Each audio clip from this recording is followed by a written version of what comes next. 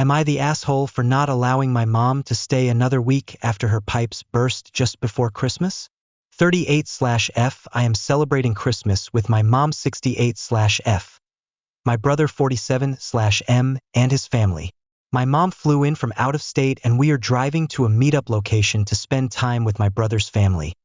A place in the mountains we all enjoy just for the holidays. All of us live hours away, our mom being the furthest on the opposite coast.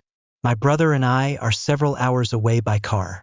This year we received the bad news that, while my mom has been at my place, her pipes froze and flooded her basement.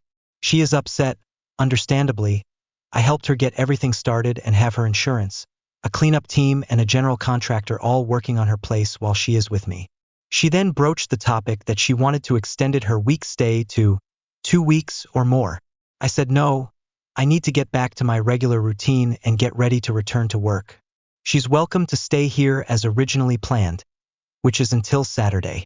Then, she said she may ask to ride back with my brother and his family to their home in another state, opposite direction than me. She refused to ask him until Christmas, so Elle gave my brother a heads up last night so he has a chance to speak with his wife. I also told him that he's under no obligation to say yes, as she is still welcome to stay with me until Saturday and her insurance company will be footing the bill for most of her stay at a hotel and meals. If, big if, her residence is uninhabitable, which we do not know at this time. He told me he didn't have room to take her back with him, 3 people in his car and no room for a 4th. Assuming luggage is the issue, that I should let her stay with me because she's lonely.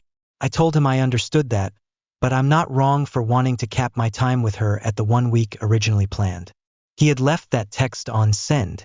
My mom can be a challenging personality, and with this unfortunate development, she's even more difficult. I love my mom, but I'm tired. I want my house back and don't want to be criticized or complained at. I refuse to allow my lonely mother to extend her stay with me, despite the recent damages to an unknown state of her home. Am I the asshole for prioritizing my space and personal downtime over my mother's emotional needs? Would I be the asshole for redonating Christmas gifts given to my child's new account because I haven't been on here in a while and cannot remember my old login info? We usually give my kid about 5 Christmas gifts, and each relative household, grandparents, aunt/uncle, etc., will give 1 to 2 gifts to my kid each. A somewhat more distant relative, not related by blood, don't see them very often, sent 5 larger toy gifts and a few books and smaller gifts for my child. This was a big surprise and I was a little overwhelmed because it's already a task each year to make room for the new toys, and this just felt excessive. This relative also did the same for another child in the family that she barely knows.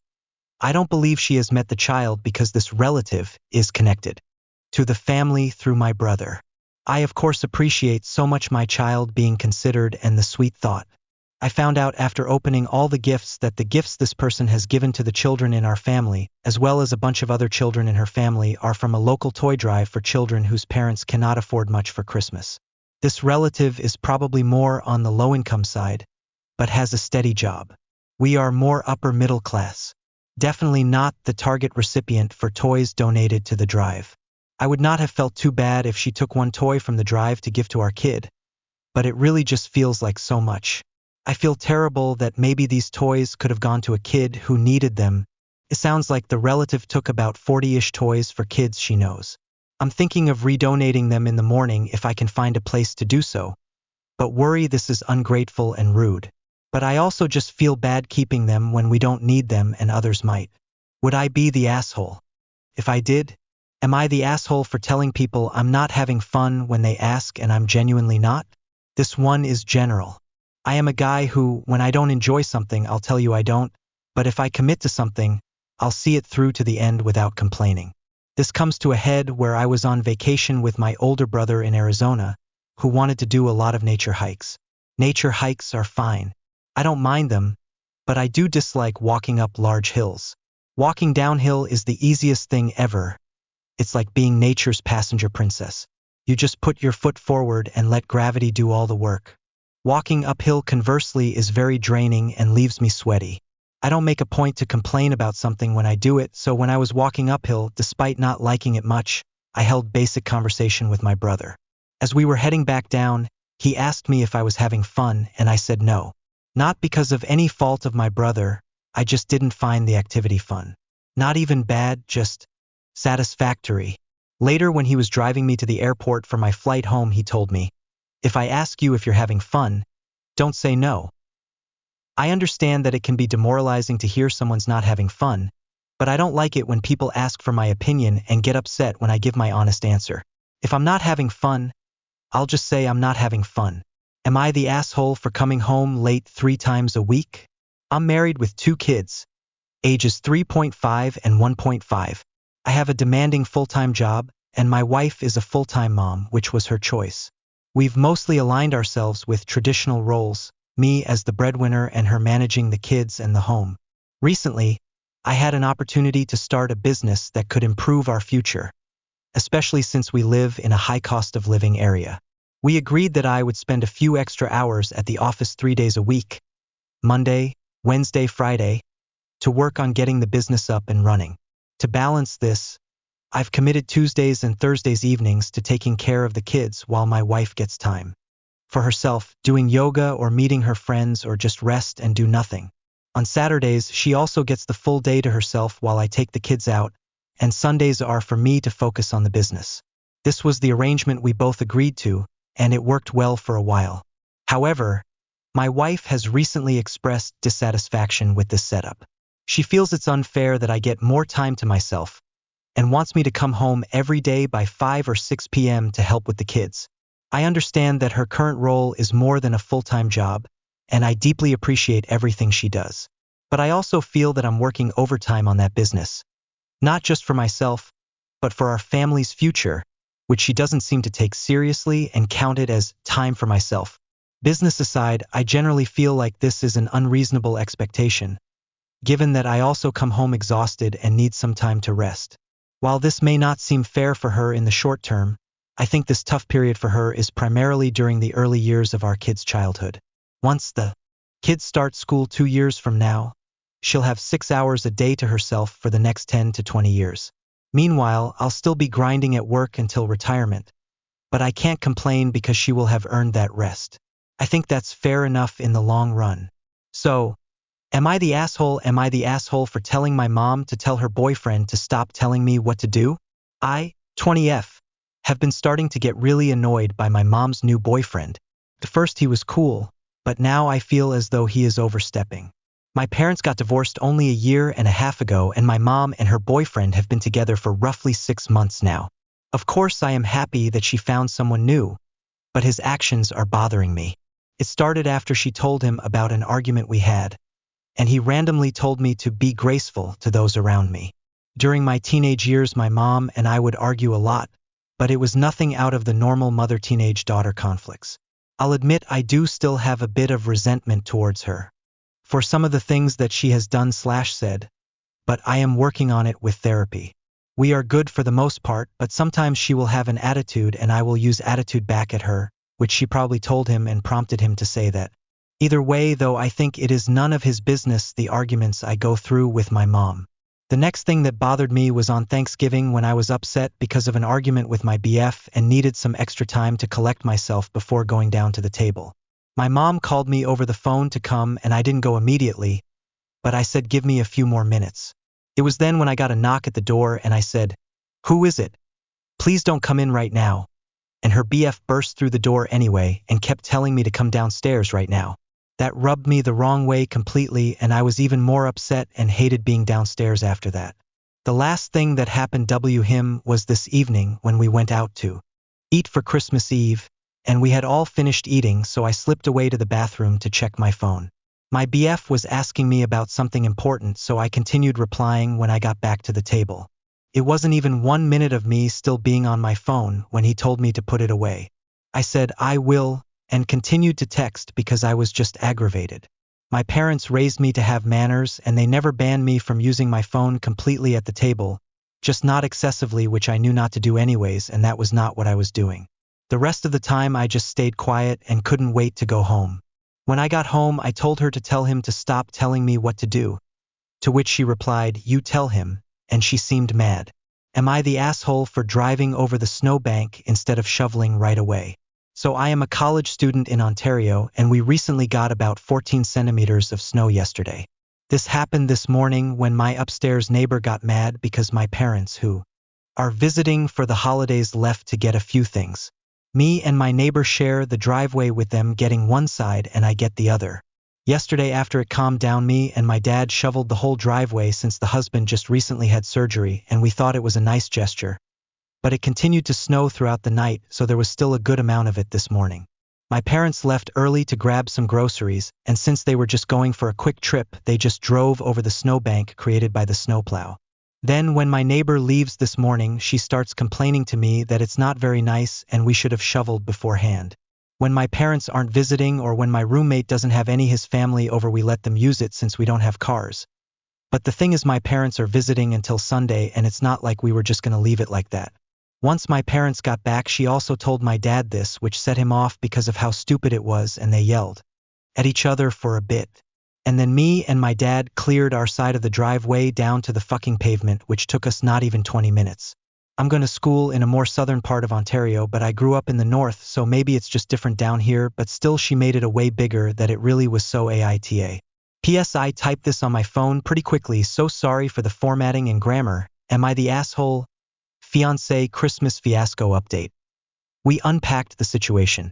He apologized and went out to buy a gift as well as worked on the jacket, helped prep dinner, and enrolled in a personal development course to get his act together and take responsibility. He's a self-aware asshole, as am I. Appreciate all the comments and support. Original post. It's the day before Christmas and my fiancé is in a dreadful mood that I supposedly caused. Context. FWB 10 years and in a committed relationship / cohabitating for 4. He is an exceptionally talented but out-of-work actor. He doesn't have financial means, so I asked him to make me a gift by itching my leather battle jacket patches and spikes so it looked better. This endeavor would take time, probably something like 8 to 10 hours. He had time. Meanwhile, I bought gifts for my son, his stepson, all his nieces and nephews, 4. His mom, dad, brother, sister, and him. I baked and cooked, did all that stuff. We promised not to fight on Christmas because usually I get resentful from pulling most of the weight, say something about it, and then he reacts in a self-hating way. So that's the pattern. Now it's the day before Christmas and I wake up. He hasn't had coffee yet. He's making breakfast for himself and I say, "How's the jacket coming? I don't have any gifts under the tree." He says, "It will take many more hours and won't be done in time. You won't wear it right away anyways." And when I mentioned the 20+ hours he put into video games in the last week, I ruined his Christmas. And now he refuses to participate in family photos and his pissy mood is permeating throughout the house. He is working on the jacket now but has doubled down on the fact that I don't care about him, etc. Am I the asshole for breaking the no fights rule and being resentful / unable to contain my disappointment? Am I the asshole my 26F boyfriend, 26M, left by myself to go skateboarding on Christmas Eve? My 26F boyfriend, 26F, loves to go skateboarding. I support this hobby wholeheartedly and have never kept him from it. He has a lot of energy and loves to keep busy, and his abusive ex used to not allow him to go out. So I made a promise to never be that way, and it's never been a problem until today. Today we are celebrating Christmas together. As every other day this week we have other plans. This morning we went to breakfast, went last-minute stocking shopping, then exchanged gifts. Afterwards we spent a few hours on the couch doing individual activities. I was crocheting. He was watching TikToks. He says he's going to go skateboarding with his friends soon. First, I say that's not a great idea because he hurt his ankle pretty badly yesterday. He says he will just hang out. I say that I won't tell him he can't, but that I'd prefer he didn't, and this time together means a lot to me. He chose to go out with friends. I told him this hurts my feelings a lot because he can go whenever he pleases, and I'm just asking for one day. He says we've spent all day together. We've spent from breakfast until 3 p.m. together. He then begins using things against me, saying that we went to my favorite breakfast place and the gifts he bought me. He also mentioned his friend's wife and said, "Do you think Undersurfer feels this way about him going skating?" He tossed a package into my lap and said, "Here's your last present since I'm so inconsiderate. As he was walking out of the door, I told him to just stay out for a while because I can't be around him when he is like this. I genuinely don't know what to make of this. I'm just laying in bed trying to figure out where to go from here. Am I being inconsiderate and controlling? Edit TOADD. He has told me on multiple occasions that his favorite way to spend time with each other is parallel play. In fact, he frequently turns down requests to play a game together in favor of watching TikToks on his phone. This is not my ideal way of spending time, and there were more plans for later that evening. Am I the asshole for not giving my brother the Christmas presents I was going to? My brother has never got me a birthday present. He doesn't like to give presents but likes to receive them. He has the money but he would just rather spend it on himself. I have bought him birthday presents and Christmas presents every year. He's older than me too. These past few birthdays of mine where he hasn't got me a present I've expected. But not only does he not get me a present, he acts mean towards me on my birthdays. However, I still get him a birthday present regardless. I know Christmas isn't about presents, but the fact that my brother has had money and was supposed to buy me and everyone presents but he never has done and spent it all on himself kind of made me want to not give him the presents I got him, since like I said I'm always giving him things and stuff but he never does it back. I asked him if he had bought a Christmas present for me and he hasn't bought anyone in my family anything. Since he never does, I scribbled his name off the presents and put my dad's name on them instead. He still won't buy us anything. It's just the thought of doing it for us, yet he would rather buy drinks and spend it on his friends at nights out. I don't have a lot of money, but I still manage to get something for everyone. Am I the asshole? Am I the asshole for parking next to a car that parked on the line? I'm blown away by this opinion and need to crowdsource validation. Tonight, I drove CVS to pick up popcorn for a Christmas movie with my kids. I parked in the closet open parking spot to the door. When I get out, I noticed the car next to mine was very close.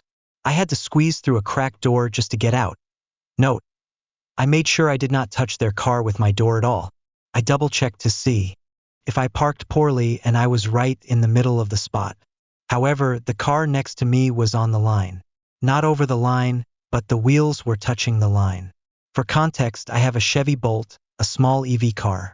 The other car was a mid-size SUV, like a Toyota RAV4. I didn't think much of it. My kids were waiting and I wanted to get in and get out. When I come back, the owner of the other car is checking for possible dings, presumably from my car door opening. They were about to get in when they saw me walk up to. Then we had this interaction. Them. Is this your car? Me, yes, it is. Them. Why did you park next to me when there are so many other spots? There were other open spots in the row behind our cars. Me. I just parked in the closest spot to the store. Them. You're so close to my car when you could have parked anywhere else. Me. I'm parked in the middle of the spot and you're on the line. Them. If I ding your car with my door, it's more your fault than mine. Me, your car is on the line. Them. That's not really relevant. Says as she gets in her car, am I the asshole here? I never would have thought to check if the cars on the other side of me had parked well before I pulled in. Am I the asshole for telling my mom about my dad's weaponized incompetence? I 18F, do all the shopping in the house. It's been my job since I was like 12. My dad hates going shopping, so I never ask him. For Christmas, I am cooking. I had a very specific grocery list because I'm making things that I haven't made before. My parents didn't let me go shopping yesterday, so I had to go today. My dad said he would grab certain things to help me out, and I said okay. I gave him a list. I really needed chicken thighs and blocks of cheese. He came home with ground chicken and only mozzarella cheese that's pre-shredded. I told my mom about it because this isn't the first time he's done this and it's made me upset. She got mad at me for being upset with him. Because we never ask him for anything. I have asked him multiple times to get things for me and he either gets the wrong thing, doesn't get anything I need, or complains. For example, I wanted to go shopping before my wisdom tooth removal.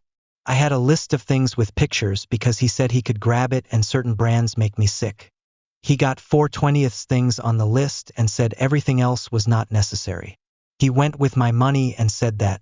Now my mom's upset with me because she is in debt from always buying stuff for the house. But the whole reason that's happened is because of my dad's weaponized incompetence. So am I the asshole for being mad at me, dad, and telling my mom? Am I the asshole for yelling at my mother for asking people to pray for me? I, F27, went to visit my parents, F62 and M66, for Christmas this year, like I do every year. I work in film and am currently out of work like most of the industry. I am applying for jobs almost every day, am on unemployment, and am struggling to find work, even work outside of the industry. Because of this, it's been a big stressor and is kind of embarrassing to me as I pride myself in working hard. I relayed this to my mom, keeping her updated on the job hunt each week when she asks, and told her that not having a job was hard on me. A few weeks ago, I received a message from a family member telling me they are praying for me as I find the right job and that they're sorry about the situation. I thanked them, not thinking much of it. I came to my parents' house today to celebrate the holiday, and she had cards from a Christmas party for me from a lot of extended relatives. Nice, right? Well, almost all of them mentioned something about praying for your job hunt and hope you find the right one. Some included advice on finding a job, like going to a place in person and insisting on speaking to a manager about the job. I got quiet as I opened each card, and Mom asked what was wrong. I told her it didn't feel good that she was telling people that I was unemployed, as it hurt being reminded each day that I am failing to find the right job. I told her I appreciated the prayers, but really would rather it stay between us that I don't have work, explaining my feelings. Mom blew up on me, telling me that it's all in my head. She said people were being nice to pray for me, and that she didn't understand why I was upset. She said I'm making something out at nothing. I started to cry, telling her that I am working my ass off to find the right job, and I felt like I was failing at life and struggling hard. I asked if she could stop telling people my employment status. Maybe she could tell people that she had an unspoken prayer request, and she said she didn't see a problem, so no. She also added that I would have a job if I were in church. So, am I the asshole for getting mad at my mom for telling her friends and family to pray for me? Edit. Thank you, everyone, for your responses. I needed a new perspective to make sure I wasn't overreacting. Mom gave me the silent treatment for a while, which I've learned not to give her the satisfaction of an apology when it's not my fault. But then she half apologized later saying, I'm sorry I upset you, but it's not my fault that people want to pray for you. I know I put up with way too much crap from her, so I called my brother for advice, who told me I need to have a serious conversation with her and place some strict boundaries, and I need to stop giving her updates so she won't have info to give to family and friends. I also have therapy on the 26th, so this'll be deep dive then, lol. Thanks again, y'all.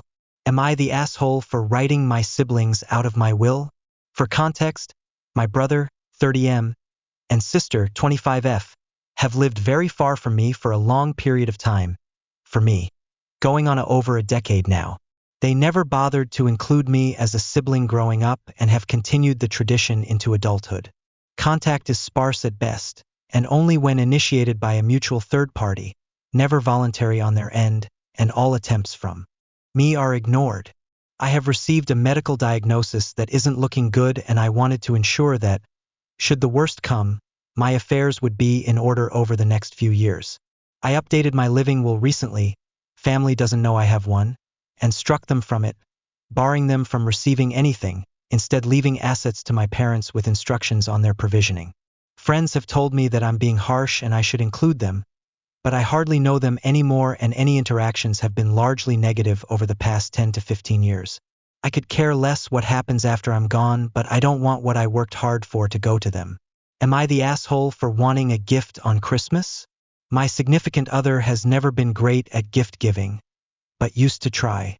For the last few years, however, though I always get him multiple thoughtful gifts like things he really likes or needs, he just doesn't bother. If I get anything at all for any holidays from him, it's usually weeks to months late. This year I specifically asked, begged even, for a gift to open on Christmas Day. I even said to get something stupid from the dollar store, anything, and told him how it hurt that he never thought enough anymore to take the time out to get me anything at all. He promised he would, several times. Well, it's Christmas Eve, and he works tomorrow, so I gave him his gift early. After opening it, he's told me mine will be here next week. I asked, will I have anything to open? Yeah, when it gets here and I wrap it, I'm just absolutely hurt. And he's gone to bed after seeing how it crushed me. annoyed at my reaction. Am I the asshole here? I know that Christmas isn't about the gifts. I am just hurt to have been left feeling unthought of after specifically asking for weeks for anything at all. Would I be the asshole if I refused to visit my parents until the mouse problem was gone? I, 23F, moved out of state a few years back, far enough so visiting my parents is always a plane trip. Last time I was here, my family told me that when they brought some of my past grandmother's things in, some mice that had been living in her attic got in. Now, we live out on the county and raise animals, so I'm not squeamish or anything, but my room especially is bad. Since I'm not really there much and I just kind of moved everything out at random, it's messy. I also had a sealed box of candy I had left. It had sat untouched for over a year, completely forgot there was food in it tbh. But when the mice got in it got really bad in my room because of that. Upon discovering this, I cleaned it up immediately.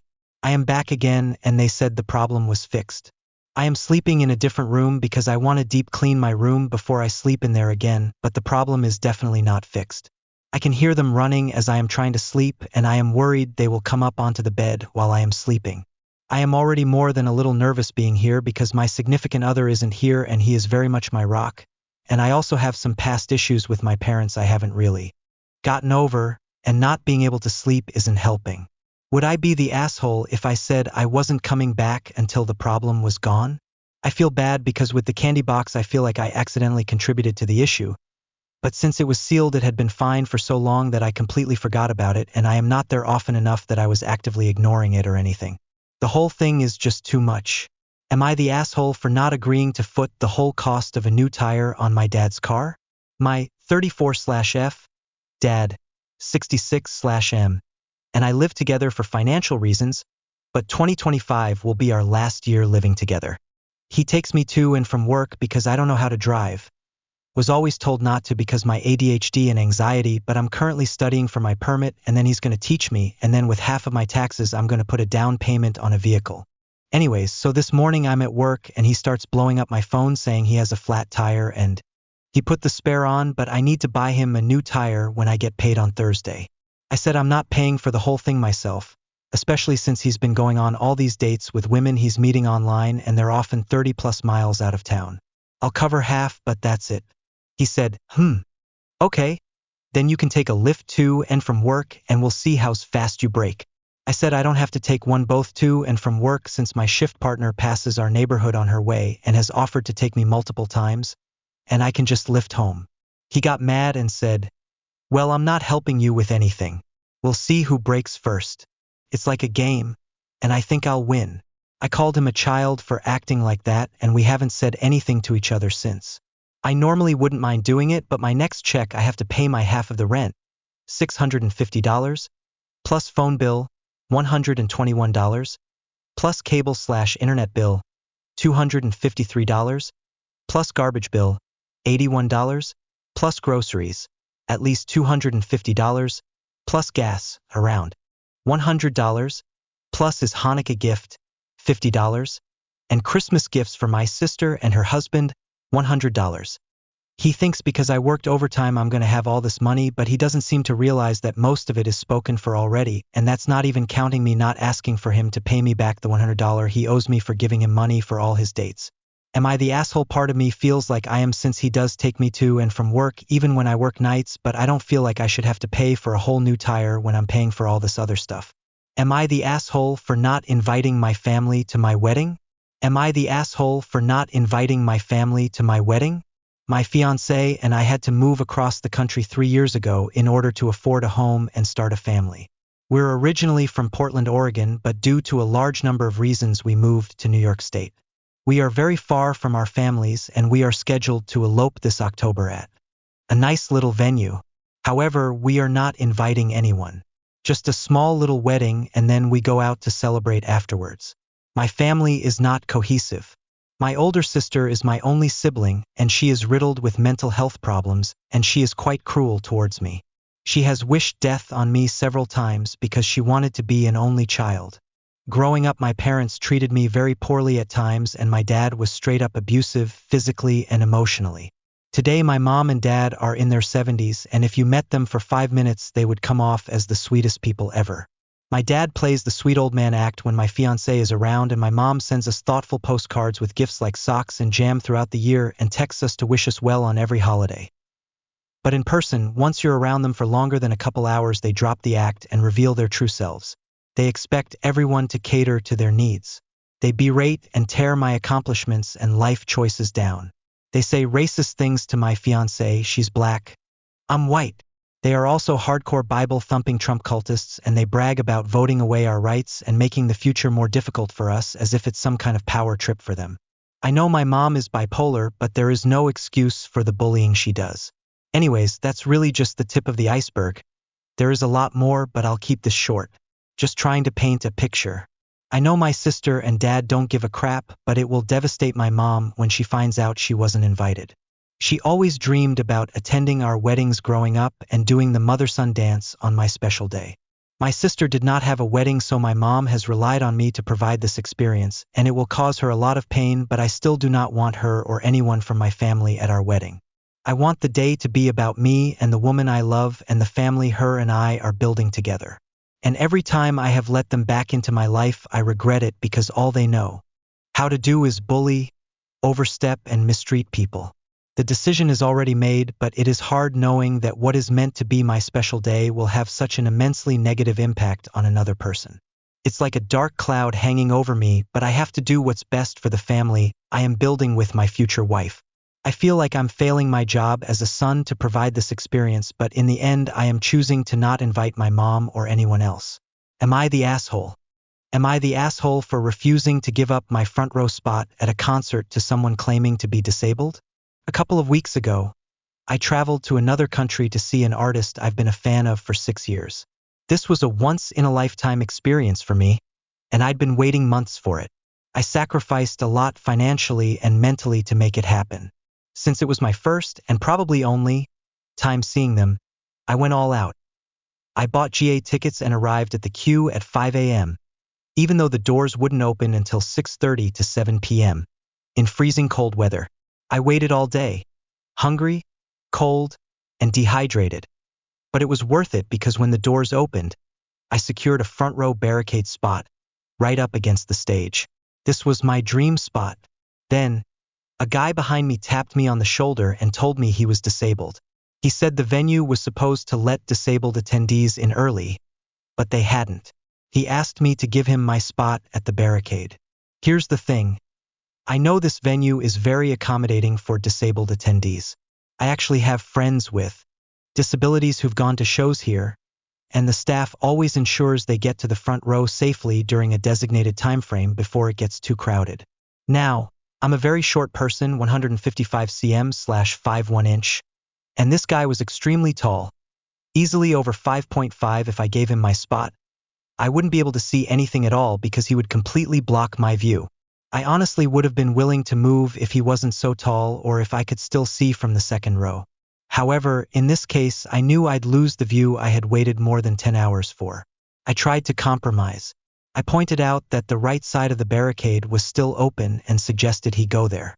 Since he's so tall, he'd still have a great view and could hold onto the rail for support. However, he refused, saying the view wasn't as good as where I was. While we were talking, that section filled up and he became more insistent. He said he'd have a hard time if he couldn't take my spot. At this point, I got frustrated and explained, 1. If his disability was that serious, he should be in the accessible section, which is specifically designed for attendees with disabilities. 2. If he insisted on being in the standing section, he should have brought a support aid, like a cane. I'd seen someone nearby with one. 3. If he spoke to security, they could escort him to the front row disabled seating, which has a fantastic view and is much more accommodating. After hearing this, he called me an asshole, told me to get fucked, and left. I feel like he just wanted my spot and wasn't being truthful. The venue offers several options for disabled attendees, and I tried to direct him to alternatives. I feel bad for saying no, but I don't think it was fair for him to ask me to sacrifice my entire experience. So, am I the asshole? Am I the asshole for letting my cousin play white elephant? My 30M parents threw a Christmas party, and we always play white elephant/dirty Santa. We brought 2 gifts for my wife, 27F, While my wife was feeding the baby, the game started. My little cousin said he forgot a gift, so I told him he could use one of ours. When my wife came out, I told her and she seemed fine and we played together. At the end, I picked a different gift to steal than she wanted, but again she seemed fine. We got home and she told me she was really upset that she picked out the gifts to bring and then didn't get a change to play. It's just a game and she didn't say anything in the moment, so I'm confused why she's mad now. All the gifts were just stuff that we can buy whenever. I really didn't think she'd mind that I let my cousin play instead. AITA? Am I the asshole for not allowing my brother over for Christmas? My dad moved into our house because he's disabled. My older brother stopped by one day right after Thanksgiving and my wife overheard them trash talk her about the way she was dressed and how she's bitchy. My brother has been banned from the house since, and my dad got a serious conversation about not gossiping about my household with family members or he will be on the street. My wife is still semi-livid at my father for saying those things, so she refuses to interact with him or cook for him. He complained about her cooking and why she was bitch was she told my dad, "That's the food I made, eat it or starve." My dad has never cooked or cleaned for himself. My wife does call him pathetic, but that's because my dad is. For Christmas, my brother still isn't allowed over and my wife is barely on speaking terms with my dad. I won't intercede for him or make him special food he likes. His disability doesn't keep him from cooking for himself and he's been bummed out. I told him that is his own fault for never learning to take care of himself. Am I the asshole for uninviting my parents to Christmas dinner? Am I the asshole for uninviting my elderly parents to Christmas dinner? So my husband is cooking a huge dinner for Christmas. He's a great cook and this was supposed to be a gift from him to them. He's worked on prep for a week and we've spent a lot of money on this. I've deep cleaned our home and decorated it. A lot of work went into our hosting them here. Tonight, I just uninvited them. I've mixed feelings about this. About a week ago, my mom tried to rearrange the date, the dinner, the food, etc. Basically behaving like a person being forced to do something they don't want to do. The menu includes their favorites. We offered adaptations of foods, times, location, etc. We tried to make it something nice for them. My dad was looking forward to it. Mom wasn't, no matter how we offered to tweak it. Last night, my mom asked if she could bring her dog and I said no. Her poodle is the love of her life, I get it. The last time it was here it peed everywhere. It even destroyed one of our dog beds. I don't want to deal with it in my home. I got a snide text last night from my mom. One line was that they would come even if their dog wasn't welcome. She doesn't want to be away from her dog on Christmas. I replied that I was looking forward to having them over. It was a reactionary response as I didn't really know how to reply.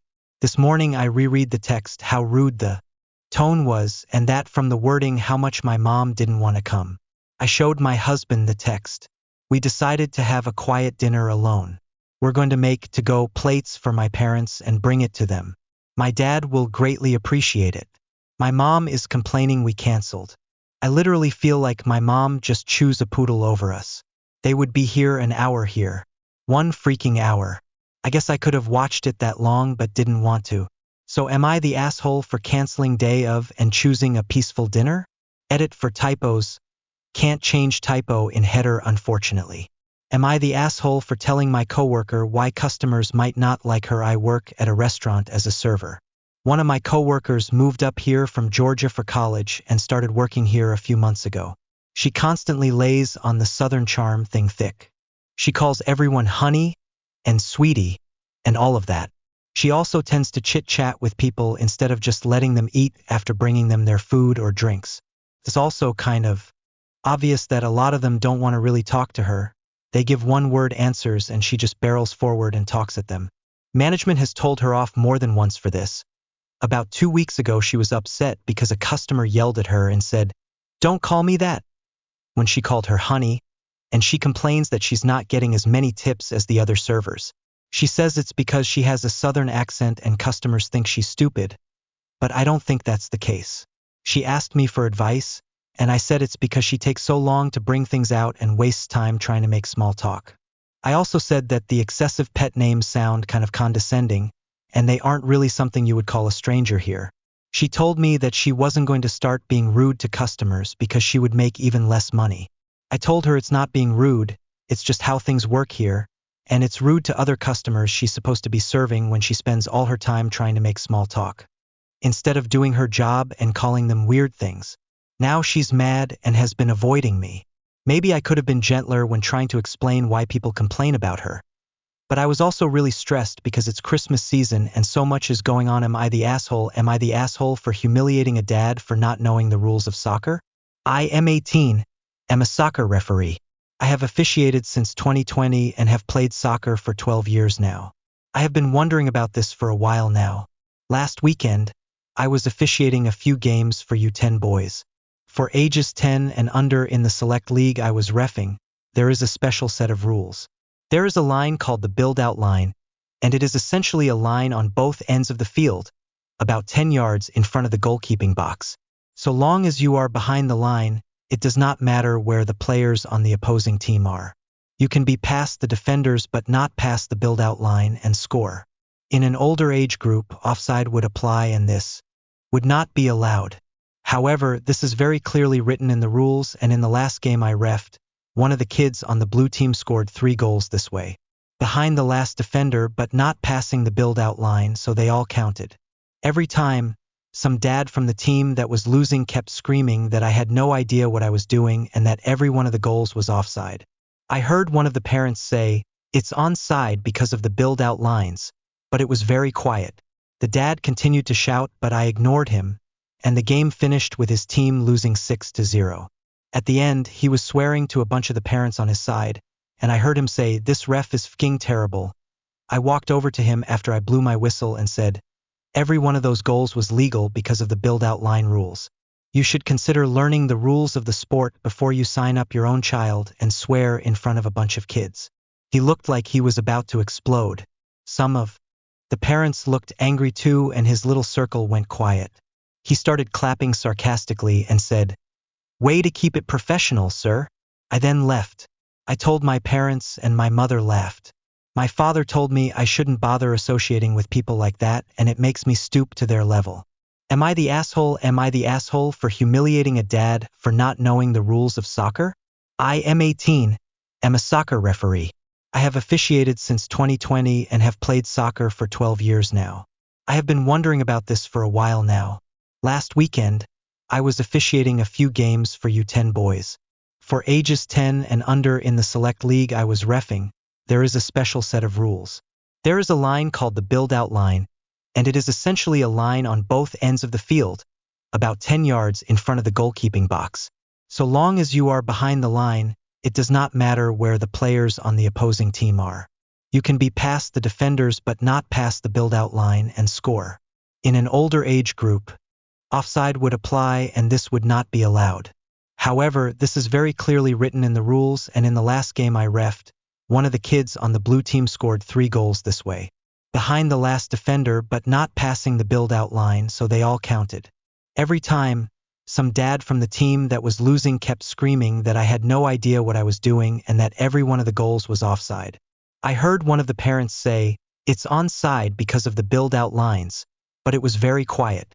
The dad continued to shout, but I ignored him, and the game finished with his team losing 6-0. At the end, he was swearing to a bunch of the parents on his side, and I heard him say, "This ref is fing terrible." I walked over to him after I blew my whistle and said, "Every one of those goals was legal because of the build-out line rules. You should consider learning the rules of the sport before you sign up your own child and swear in front of a bunch of kids." He looked like he was about to explode. Some of the parents looked angry too, and his little circle went quiet. He started clapping sarcastically and said, "Way to keep it professional, sir." I then left. I told my parents and my mother laughed. My father told me I shouldn't bother associating with people like that, and it makes me stoop to their level. Am I the asshole? Am I the asshole for getting engaged after my brother's wedding? Edit. Paraphrased some direct quotes and removed some potentially identifiable info. My brother and his now wife got married 3 days ago. A very small destination ceremony, under 15 people total. My now fiancé and I extended our trip after everyone went home and spent a couple of days exploring the Grand Canyon, a couple hours north of the wedding, where he proposed. When I shared the news with my brother and now SIL, He responded with hostility, saying that it looked like we were competing. I apologized, quickly realizing that he was advocating for my SIL and that she felt hurt, although I'm truly failing to understand why. I also texted her a separate apology and explained that it was not our intent to encroach, and just wanted to share the news with family and that it's my belief that there's room for happiness for everyone. She did not respond. In response to my apology, my brother doubled down and said the timing and location were hurtful and that we shouldn't plan around the wedding. Am I the asshole for telling to my partner that it's obligatory for him to attend to my family gatherings? We are spending Christmas with his family and we travel to see my family for New Year's. The sizes of our families are very different and his is much bigger than mine. For now, we meet every day with close and extended family members and spend on average 6 to 7 hours together. I'm not used to this at all, and I'm not a big talker by default and very bad at small talk, especially that with his family I'm speaking a different language and I'm learning it, but it can still get very overwhelming. I'm very anxious and stressed, but my partner doesn't want to hear about us getting away an hour or two earlier than other people. He is fine, he is enjoying himself and has no issues leaving me alone in a stressed state. My family booked us a hotel when we go over to see them and we talked about what we want to do. He told me that it's no problem because if he gets tired he just stays in the hotel and that's it. I got quite angry and frustrated hearing this and told him in a spite that if I'm not allowed to leave his family gatherings then he is also obligated to attend mine no matter what. I realized that my reaction could have been better, but I have so much pent-up anxiety and stress that I just gave a visceral reaction to something that feels unfair. Now he doesn't really want to talk to me because I'm too much. Am I the asshole for not being enthusiastic about driving lessons that causes tension with my wife? My wife and I have been together for 8 years, but I feel like we are reaching the end of our rope and it's all due to my visual impairment. I was born with incomplete retina. AITA, it's unfixable, and am practically blind with one eye. In my country, I have been always told by everybody that there is no way in hell that I would be able to be eligible for a driving license, so I never bothered to learn how to drive or the ethics of the roads. Fast forward to me now, 30M. My wife, 29F, constantly brings up the fact on how sad her life is because we can't drive to places. She refuses to get in Ubers for whatever reason. She doesn't want to live in the country but the countryside, in the middle of nowhere near forests and whatnot. So no public transportation. She off-course doesn't need to drive because she works from home, but she does expect me to commute to work. My work is hybrid. Only 2 times in office is the requirement. Thing is, I have always told her my eyes are bad. Apparently it's only recently this year that it finally sunk into her head that I can't drive. But try to check with Polish doctors. Maybe your eyes are good. I will check my eyes in 2025 to get a report.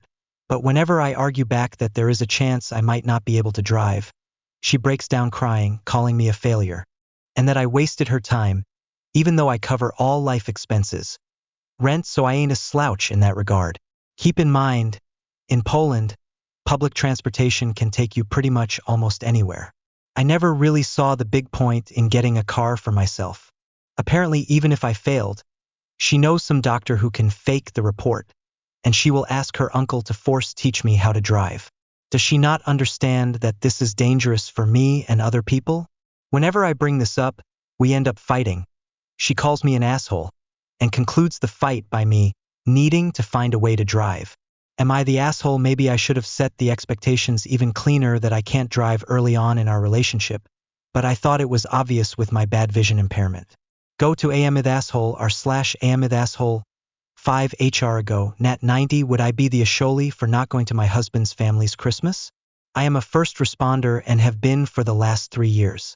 My schedule is a rotating shift pattern, days/nights. The pattern is consistent and I can tell you what days. I'm working very far in advance. Because of this, I told my entire family last year that I would be working on Christmas this year and reminded them when we saw them. This is the first time I have had to work on Christmas.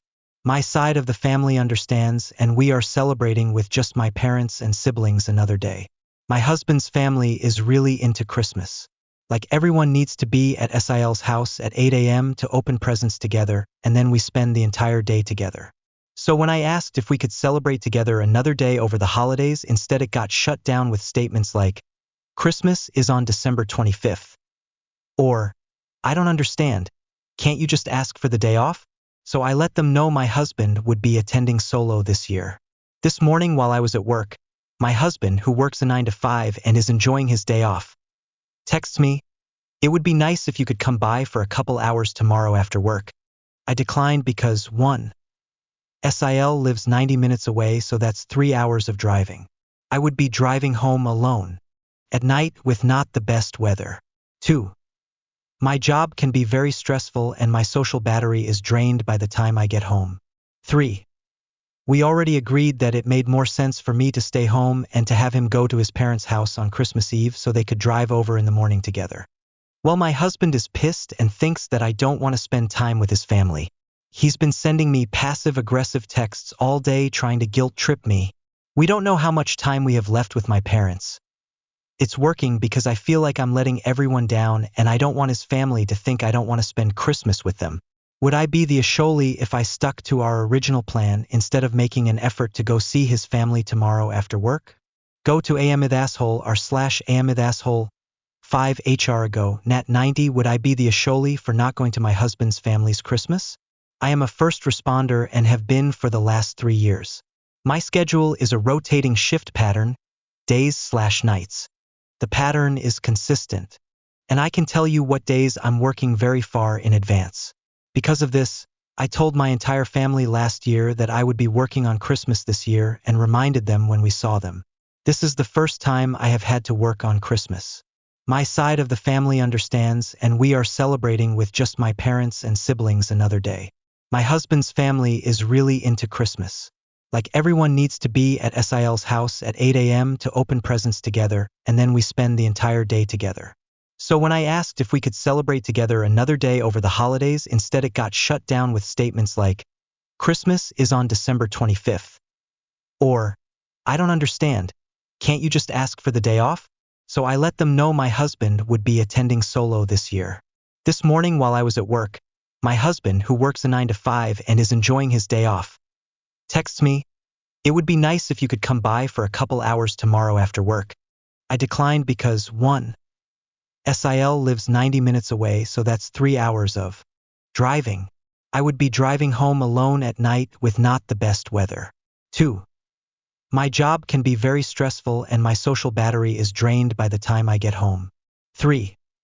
We already agreed that it made more sense for me to stay home and to have him go to his parents' house on Christmas Eve so they could drive over in the morning together. Well, my husband is pissed and thinks that I don't want to spend time with his family. He's been sending me passive-aggressive texts all day trying to guilt-trip me. We don't know how much time we have left with my parents. It's working because I feel like I'm letting everyone down and I don't want his family to think I don't want to spend Christmas with them. Would I be the Asholi if I stuck to our original plan instead of making an effort to go see his family tomorrow after work? Am I the asshole for respecting the heritage? Well, so, this happened in our family. My aunt had no kids and on her deathbed she wrote owner rights of her whole house on me. Reason unknown. I do have a younger brother, 2 years difference. Time went by and our father also passed away with no will, meaning my brother and I got 1/2 of his house each. My brother got kinda angry on me, stating I already do have 1 house from our aunt. However, this was the will of our aunt. Am I the asshole for respecting her will and keeping also 1/2 of the house of my father? Would I be the asshole for not giving my sister money when she owes me over $600? Age 17. My sister is spamming messaging me over Discord. It's over 80 messages. Because she needs money and is telling me how much she loves me and stuff, that I should give her the money. But she owes me over $600 and I don't want to do that anymore. I don't know why, but it feels like I'm being used here. But when I bring that up, everyone around me keeps saying I'm just drawing random dots and I should just give her the money. But ever since I got my job last few months back, everyone keeps asking me for money and I don't know why. As I am making this, my sister is freaking the fuck out.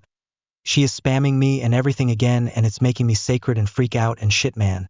Am I the asshole for asking my aunt to pay for a broken fish tank? Last holiday season, my parents hosted my mom's side of the family at our house. My aunt, mom's sister, and uncle have 3 sons, all of which can be quite rambunctious and destructive. At one point, they started playing with our pool table in a room where my 50-gallon empty fish tank was set in a corner. completely out of the way. The boys were shoving pool balls across the table with their hands, often partially throwing them. The youngest, around 9 or 10, ended up throwing one too hard, and the ball bounced and hit the tank, which shattered. I brought this incident to my uncle's attention, and he said he would pay me back for it. However, after the event, they left without discussing the matter. So I texted my aunt and told her what happened, including how I told my uncle at the event and was promised compensation for the fish tank. I never got a response. However, my mother received a slew of accusatory messages about her supposedly trying to rip her off. My mom calmly explained nobody was angry or out for money, but the accident did need to be handled. She continued that her adult daughter, me, was the one she needed to discuss this with, not her. I again reached out to my aunt, letting her know I was the one she should talk to. There was no reason to be angry at my mom, and all I wanted was compensation for the tank. I attached a link to a website that sold the tank so she could see how much it cost. She again did not respond and sent my mom more angry messages about how she was being manipulated and ripped off. The cost was unreasonable, and she should only have to pay what I paid for it. I bought the tank secondhand for a much lower price, but such a large fish tank is very expensive new, so replacement costs were much higher than what I paid. My aunt sent my mom many other nasty messages as well. My uncle had remained calm up to this point, even ordering a new tank from a pet store and emailing us the pickup code, which only made my aunt more furious. In order to ease the situation and keep my aunt from having something to hold over us, my mom and I told my uncle to return the tank. We wouldn't accept it. My aunt decided to get mad about us declining too, saying we had ripped her off just to shove it back in her face. After we declined, my aunt stopped contacting and responding to my mom. At family events and occasions where my grandparents needed help, she ignored my mom and refused to say a word. I have not seen her since the day her son broke the tank. It has been over a year and the ignoring has persisted. I am getting married this summer, and plan to invite her to show that I was not and am not a petty child, and still consider her family, but I highly doubt she will attend. So, am I the asshole for asking my aunt for compensation for an expensive fish tank that her son broke? Edit. Thank you guys for the good points. Firstly, no, I did not ask for a new tank or the cost of one. I offered to find another used one for cheaper, an offer which was ignored. The link to a new one was simply for a price comparison. We refused the new one.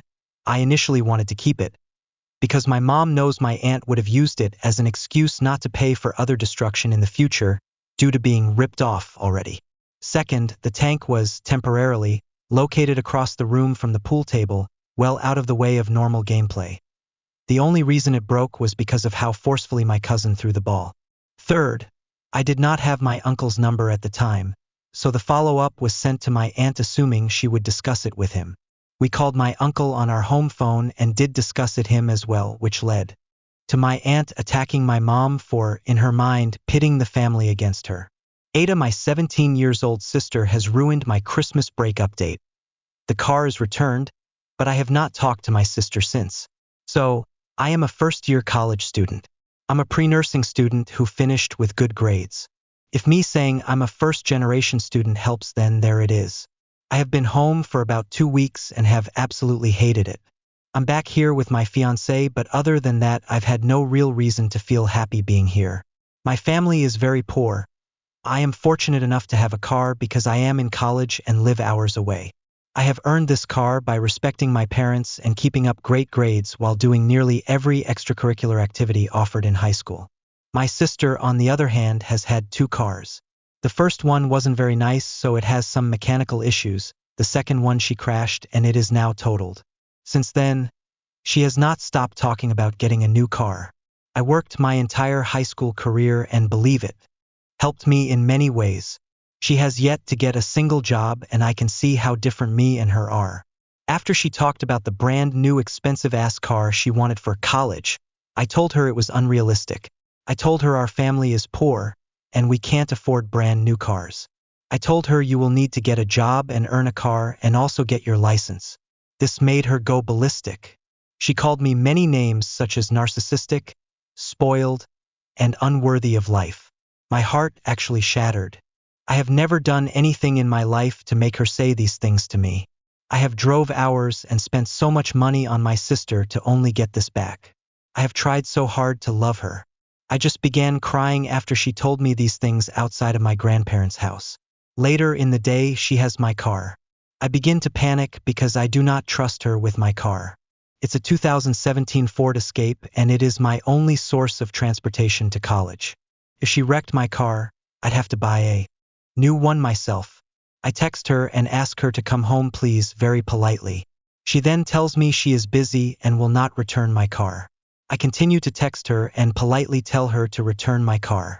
The only thing she says next is, "I really wish you were dead. This happened around 30 minutes ago and I still feel like I got shot in the heart. I've never felt so much internal pain in my life." It's also Christmas Eve, and my parents have done nothing to calm the situation. She talks to me, and my parents the same way, and I can't do it anymore. I left the house to go spend the night at my MIL's house because I can't stand to see her after this. How am I going to open presents and give presents in the morning knowing that my sister thinks of me this way? I just wish I lived a different life at this moment and don't know what to do. She has not tried in school. She has done nearly nothing to respect my parents and has done nothing to prepare for her future. I just don't know what to do. Sorry for bad grammar, I'm crying in my bed lol. Am I the asshole for confronting my parents after they announced my engagement as a marriage to family back home? Growing up in a South Asian household but also growing up overseas, I've always known my parents to prioritize maintaining a particular image within the family. They've often bent the truth or avoided sharing certain decisions, especially when those decisions deviate from cultural norms. My non-academic awards were posed as academic, etc. I also didn't become a doctor like they wanted but chose a safe career option so they would accept it. It's frustrating and hurtful, but I've come to accept that it's how they navigate their world. However, a recent incident has left me feeling deeply hurt.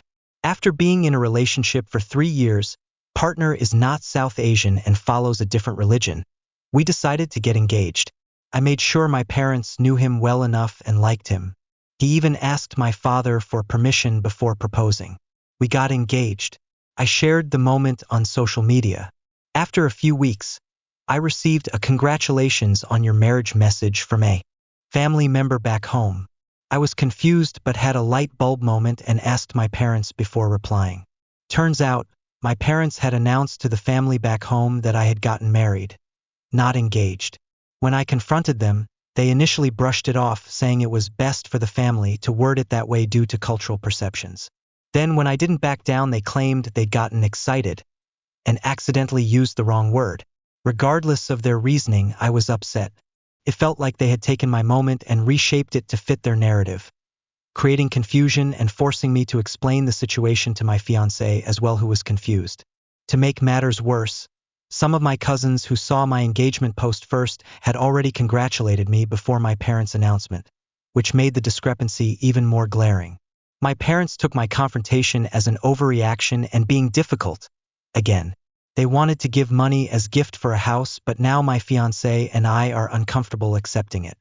My parents have a habit of using monetary things as a compensation if they do something that is hurtful. Am I the asshole for not letting my husband go out with his friend Christmas Day night? My husband used to go out with his high school friends Christmas Day night while they were in town. I will admit I've never liked this tradition. To me, Christmas Day is time to spend with family, not friends. The last few years, this has not even happened. Almost everybody has families and/or has moved on.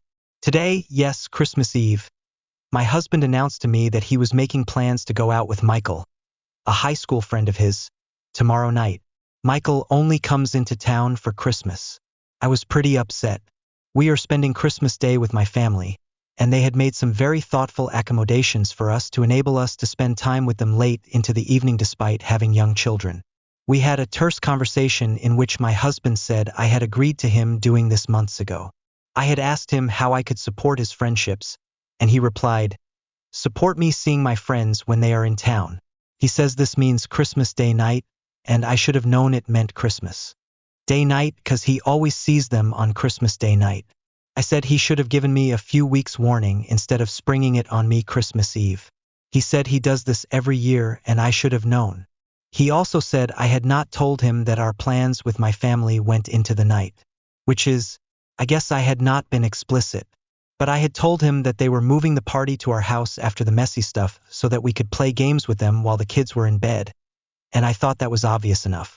I suggested tomorrow night after 10 o'clock or our kids' nap time window tomorrow as other compromises.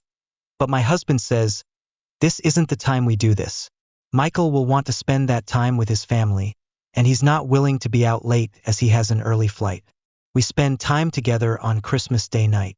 He's agreed not to go out with his friend, but we're kind of pissed with each other now.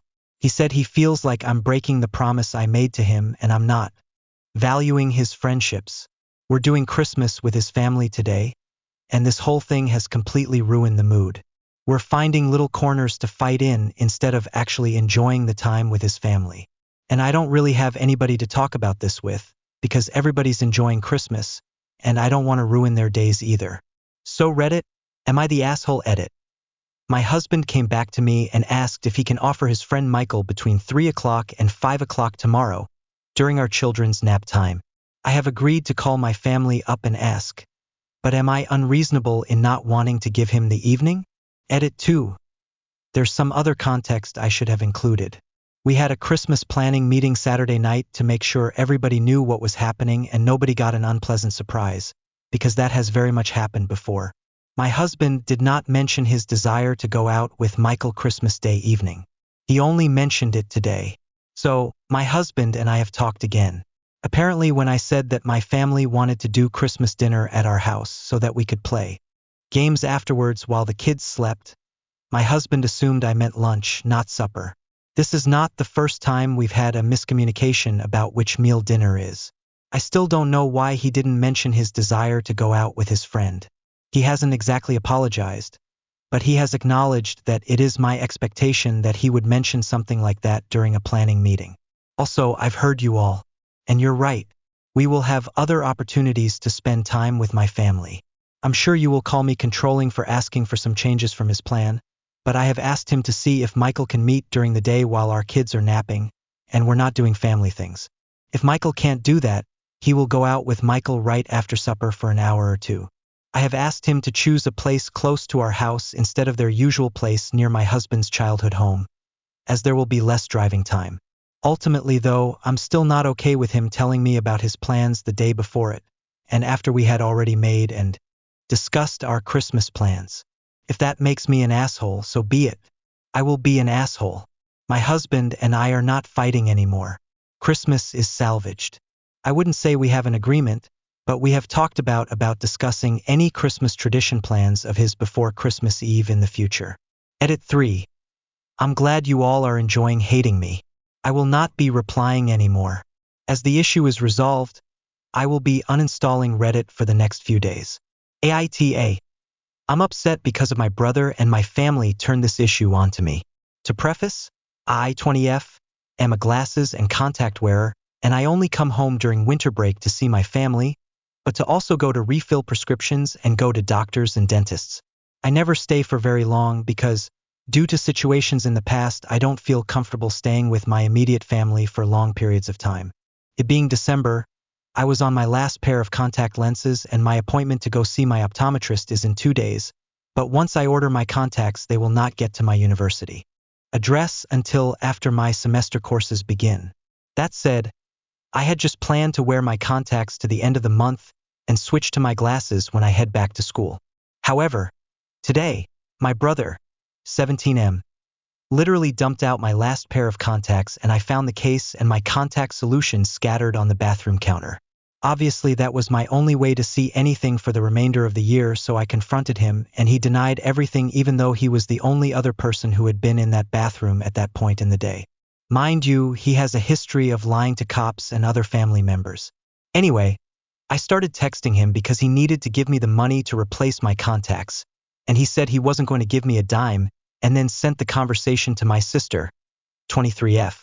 She then started talking unnecessarily loud about how mean she thought I was, but conveniently failed to mention that my brother called me various insults, including calling me fat because my mother, father, and sister said that about me the moment I got home from school.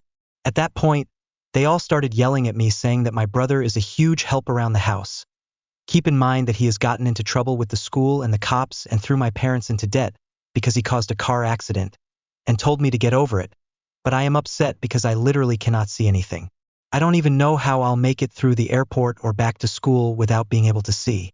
Not only that, but I have a conference and school starting up again soon, and if I can't see, I won't be able to do well. But to them, I'm overreacting and I'm being mean to him, even though they won't address what he has done. Mind you, this is what it has always been like. I end up getting in trouble when people do wrong against me, hence why I don't come home very often. Am I the asshole for asking to stay one more hour at my mom's on Christmas from my dad?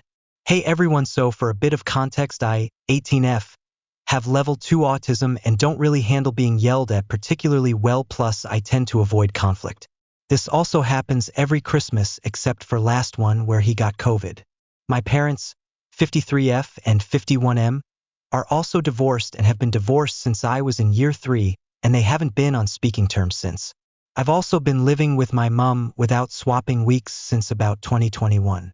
It was my decision after a large argument I got into with my dad after my, at the time, doctor labeled him as being abusive.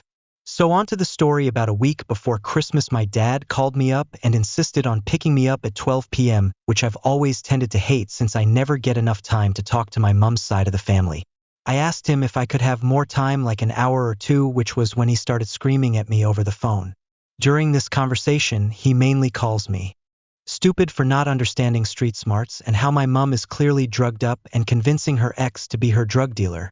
My mom's ex was going to be at the party because my half-sister's children being there. He proceeded to dismiss the time one of my doctors called him abusive before I eventually gave up and gave in to the idea of being picked up 12 p.m. despite being obviously upset about it. I was crying because of him yelling at me. After that, we left it at there until Christmas Eve, where I asked my mom if she could try convincing him, which although she agreed, it didn't help. So moving to today, I woke up and had a missed call from my dad, so I called him back up where we said Merry Christmas to each other before I asked about having more time at mom's again. He got angry at this and proceeded to scream at me, but I stood my ground and insisted on 1 to 2 p.m. and not going at 12 p.m.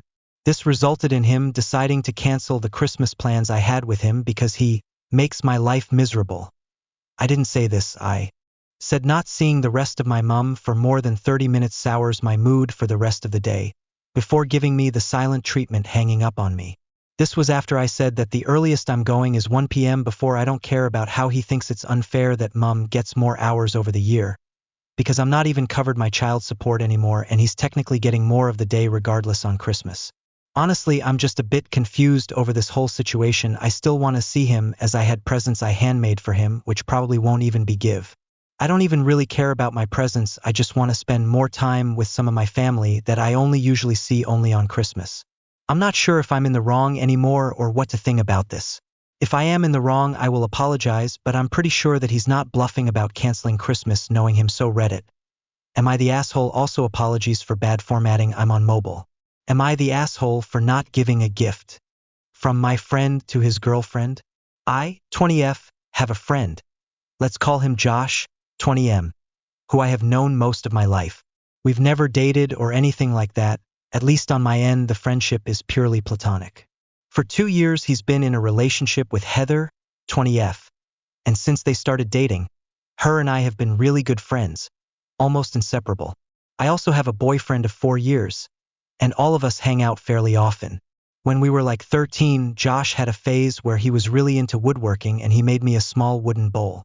I keep it on my bathroom counter and put my earrings in. I like it a lot and it's a cute memento from my childhood. About a week ago, Heather and I were getting ready to go Christmas shopping. I was doing my makeup in the bathroom when she pointed out the bowl and asked where it came from. I'm guessing Josh mentioned it to her because the way she asked it was like she knew the answer, how else to describe it, but it was almost accusatory, like she had just caught me doing something I shouldn't be doing. I told her it was from Josh when we were like 13. She then told me, well, since he's my boyfriend, I think I should have it now. I told her no, that he made it for me when we were kids, and I didn't want to give it away. She started arguing with me about it and I asked her to leave LOL because I could not reason with her. Since then I've tried to reach out to her and she hasn't responded. I haven't tried to reach out to Josh at all because I feel like it just wouldn't be appropriate, and I don't know how much of this situation he knows about, if he agrees with her and anything else. My boyfriend agrees that I shouldn't have to give it to her, and of course he and Josh have talked but not about this. It's just a very awkward situation, and I'm wondering, am I the asshole for not giving my friend's girlfriend a gift he made for me when we were young? Am I the asshole for not attending social family events? Hey all, hope you're good. Last year, it was my birthday and my family, extended family, grandparents, aunties, cousins, etc., hosted a birthday meal for me. We were all setting the table and my cousin was very kind to bake me a chocolate cake. My auntie was dishing up the food, plate by plate, and I noticed a thin slither out of the birthday cake. We were going to cut this after dinner. My cousin, the one who baked it, said she was starving and couldn't wait for food, whilst my auntie was dishing up the meal. Am I the asshole for avoiding my relatives? Everyone else excused her behavior, saying she was hungry. I felt completely alone and disrespected and no longer want to spend time with those people. I know I'm being petty and it's only a cake, but I felt like it was a power move. Look, we baked her a cake, but the power is all ours. We can cut it whenever. I always feel gaslit whenever I have happy news to share, but often feel like I can't be happy around those people. My cousins are doubly related, 2 brothers married 2 sisters, so I feel like I'm left out, because I don't share that same bond as the others have. Last year, on the same cousin's birthday, a candle blew out and she didn't cut/blow the candles until we relit the cake. They also steal the limelight when it's my graduation, by stating, "Why are you celebrating? 300 other people graduated also. You're not special." Am I the asshole for not getting my best friend a gift for Christmas? I, 18F, have been friends with my best friend, let's call her Sydney, for about 8 years now. In high school, we started a tradition where we would meet, give each other gifts for birthdays and Christmas, and then hang out for the rest of the day. Our birthdays are really close together, so we would find a day in between them to meet, and we always found a time around Christmas to meet as well. I have always loved putting lots of effort into gifts, so every year I put a lot of time and money into choosing hers. However, after a while her gifts started to come late, which, because of it, we no longer chose a day to hang out together. Instead, the tradition became us just exchanging gifts whenever we had them.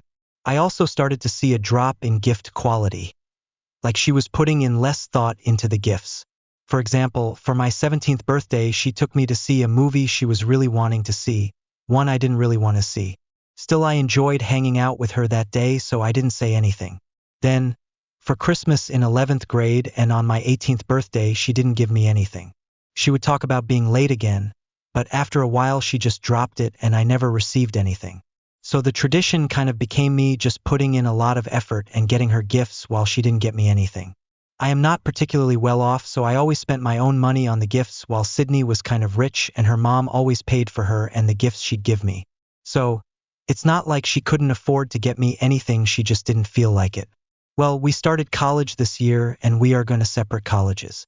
I made this really great small group of friends and they talked about wanting to get together over winter break and have a small friends Christmas thing.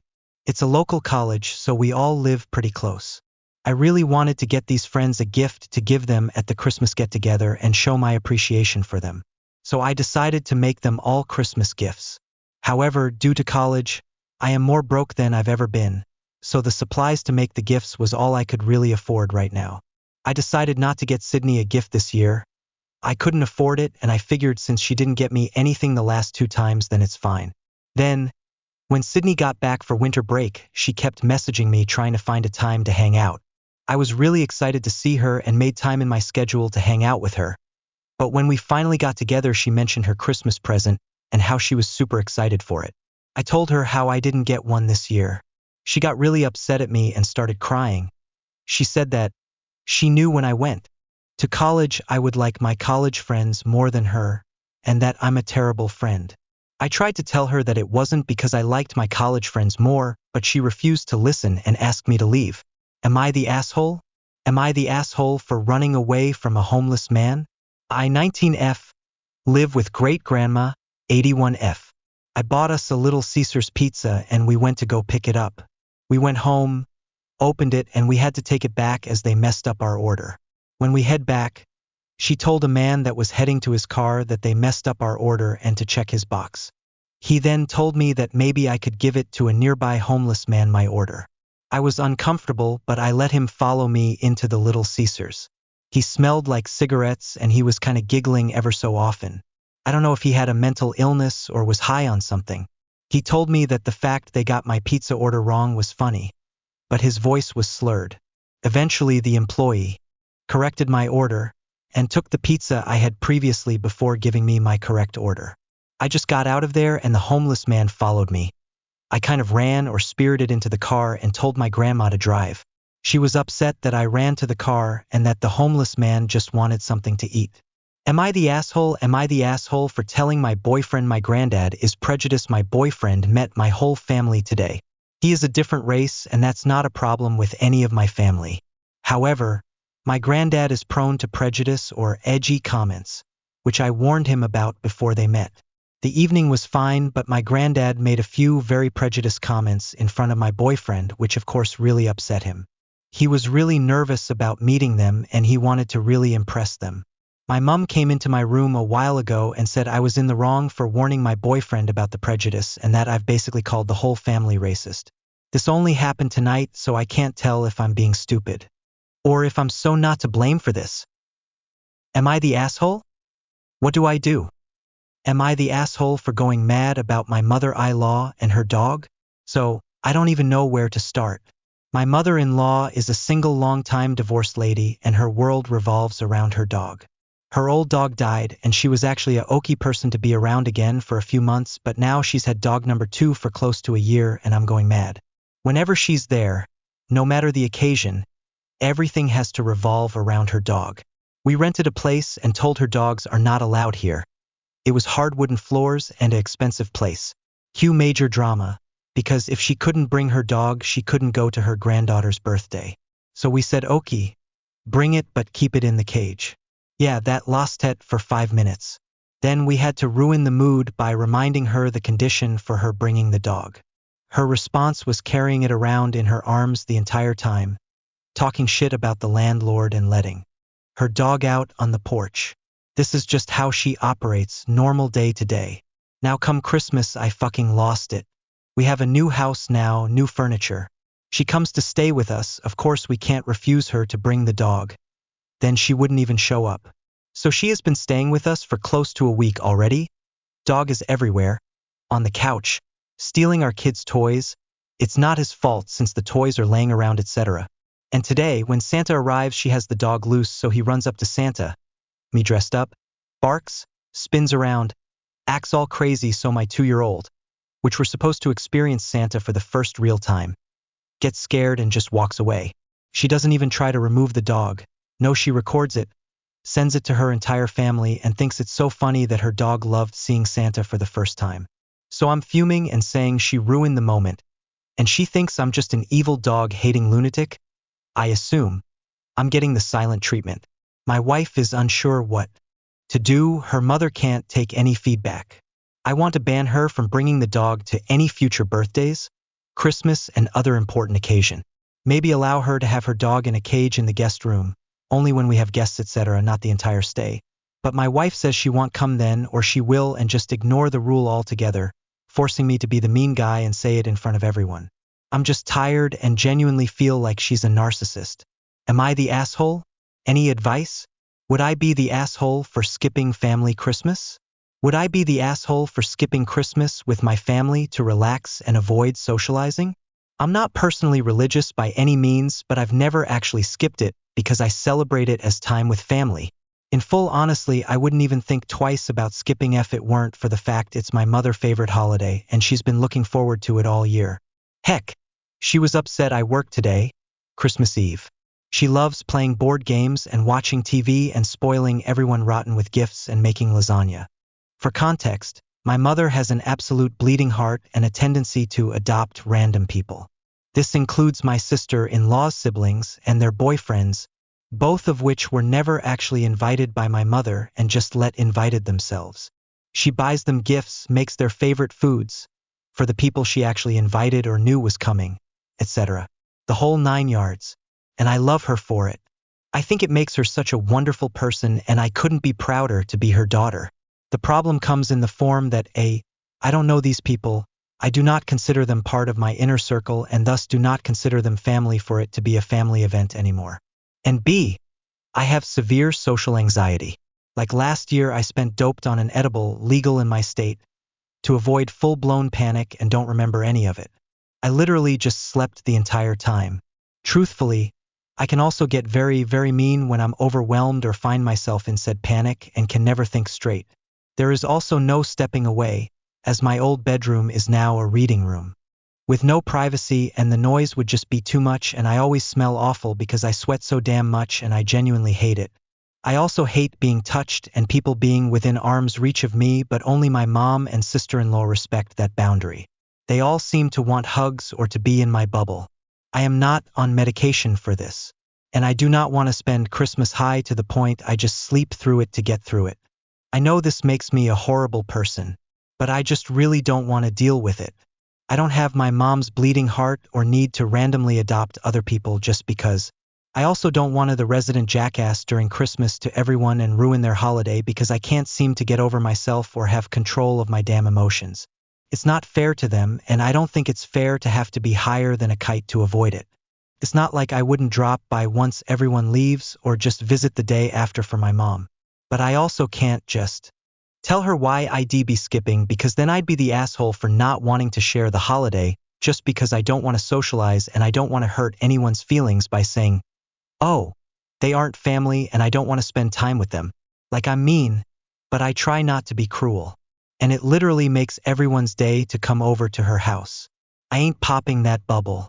So, would I be the asshole? Am I the asshole for thinking my husband's job should compensate him for mileage? My husband's usual work location is only 2.5 miles, a 7-minute drive, from our home. Recently, another office that's about 55 miles, 1 hour, away has been struggling and asked for volunteers from nearby offices to help out for a few days. My husband volunteered to help for a day last week and another day this week. I asked him if the company is going to reimburse the mileage he's putting on our personal car for these extra trips.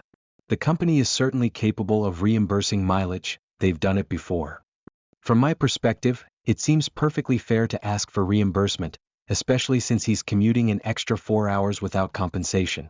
Additionally, our car isn't in the best shape, so the added 100 miles per day is increasing wear and tear on the vehicle. When I brought up the topic of mileage, my husband said the company wouldn't be reimbursing him. He became defensive and argumentative when I explained that I thought it was unreasonable for him to do this without compensation. I expressed that I felt the company might be taking advantage of him, and suggested that if the other office truly needed help, the company should be providing incentives to encourage volunteers. I even pointed out that perhaps others hadn't volunteered because they saw it as a negative return for themselves. Unfortunately, the conversation turned into a low-key argument. So, am I the asshole here? Am I the asshole for not obeying my mother, 47F, when she wants me, 19M, to dress a certain way due to the temperature? Hello. My mother and I have had numerous disagreements, and one recurring issue is her wanting me to dress according to the season. Today, for example, I walked to my university, about a 30-minute walk, wearing shorts and a coat. When I returned home, it was around 9 degrees Celsius outside. For some background, I often wear fewer layers than what most people consider appropriate for the current temperature and season because I tend to feel too warm easily. I also simply feel more comfortable in shorts than in pants. When my mother saw me come home in cargo shorts, she was surprised. Later, she got upset, saying she doesn't want me to look weird, and warned that dressing this way might impact my future employment. She asked, "Do you see anyone else dressing like this?" She insisted that, since it's autumn, I should dress appropriately for the season and the temperature, to avoid negative looks from others. She even suggested that she might need to take away my shorts to prevent me from wearing them. We ended up in a shouting match about it, with neither of us willing to back down. So, am I the asshole here for dressing the way I feel comfortable, or is my mother being unreasonable? Would I be the asshole for preferring to keep my car until it dies instead of giving it to my mom? I, 21M, am a college student who works part-time and lives with my mom, 59F, to save money and cover gas for my car, a 2012 Buick Verano. Recently, I found out my car needs some costly repairs. My dad, 62M, who has helped me maintain it for the past 4 years, suggested I just drive it until the engine gives out. At that point, he'd help me find a new used car.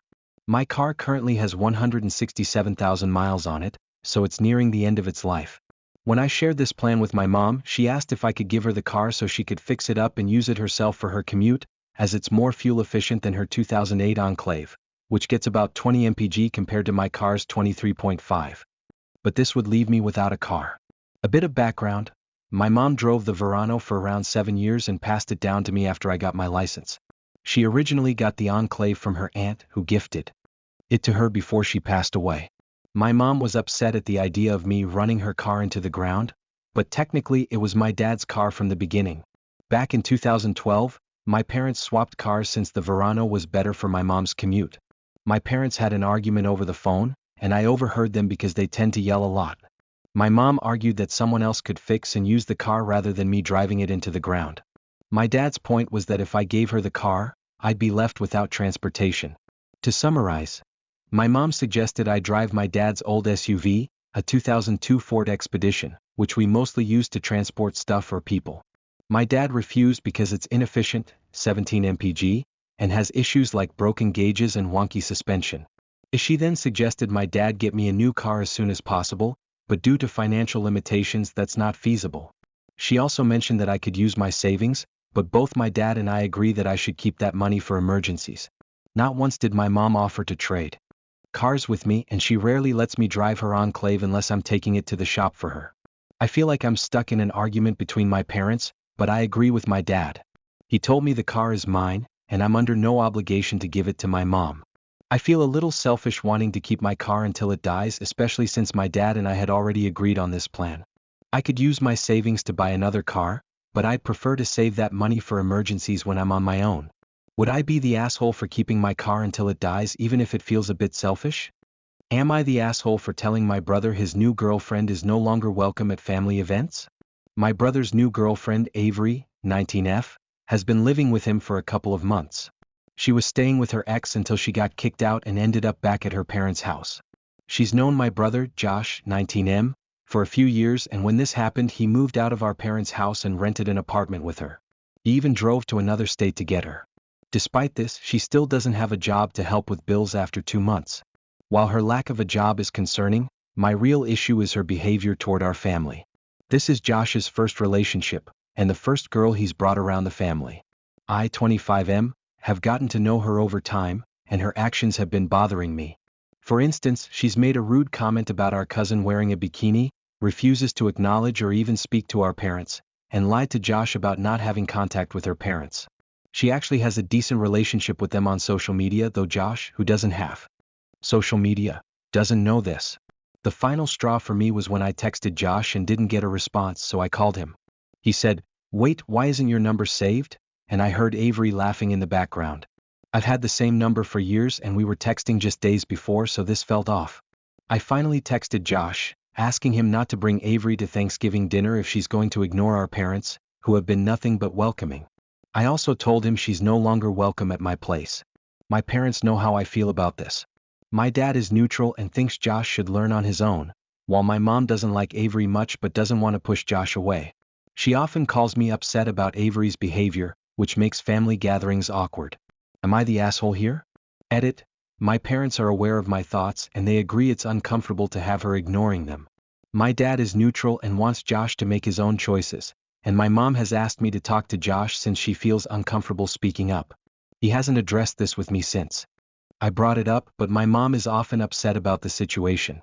I feel like I need to set boundaries if Avery is going to be rude and act like a walking red flag. Am I the asshole for not letting my partner fake propose to me while on vacation? I wasn't entirely sure which forum to post this in, but here goes. I am a 28-year-old female and my partner a 30-year-old male, and I recently went on vacation to celebrate our 2-year anniversary.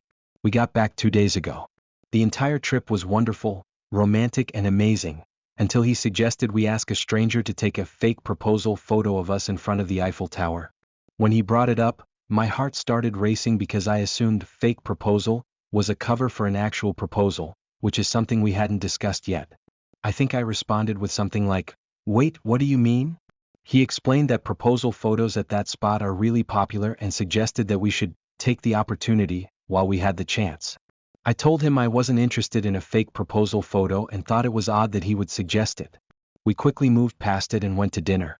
Later that evening, back at our hotel, I brought it up again since I could tell he was upset, and it had been on my mind as well. I asked him directly, "Were you planning to actually propose, and did I ruin it?"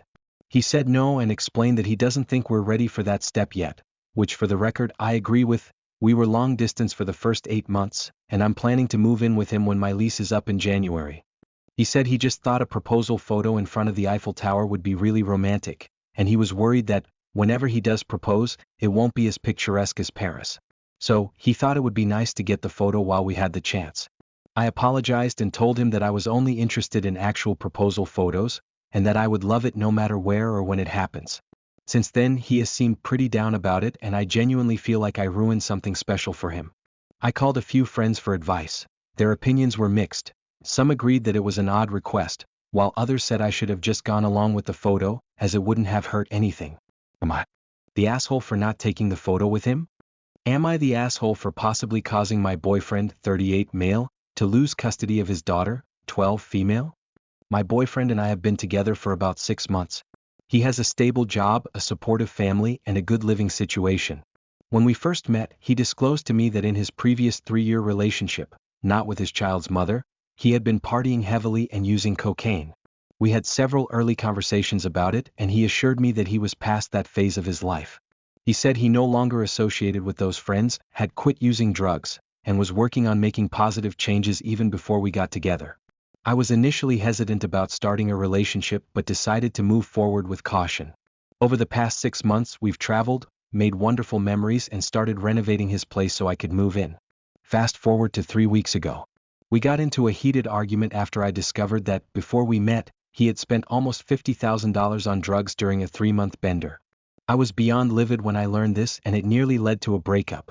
He thought our relationship was over, and while we weren't speaking, I saw he was still logged into his Facebook account on my phone. Out of curiosity and concern, I checked his messages and found that he had recently messaged his drug dealer to buy drugs before picking up his 12-year-old daughter to bring her home. When I discovered this, I was furious. I drove to his place, intercepted him, and confronted him in his bedroom. Luckily, his daughter didn't see. We stepped outside to talk, and I noticed his nose was dripping. He had already used cocaine before picking her up in an Uber. I told him to get rid of the drugs, but he refused. After feeling deceived for 6 months by someone who had sworn they weren't using, I lost my temper and messaged his daughter's mother. I informed her that he was on drugs and that I wasn't sure if she should pick up their daughter or not.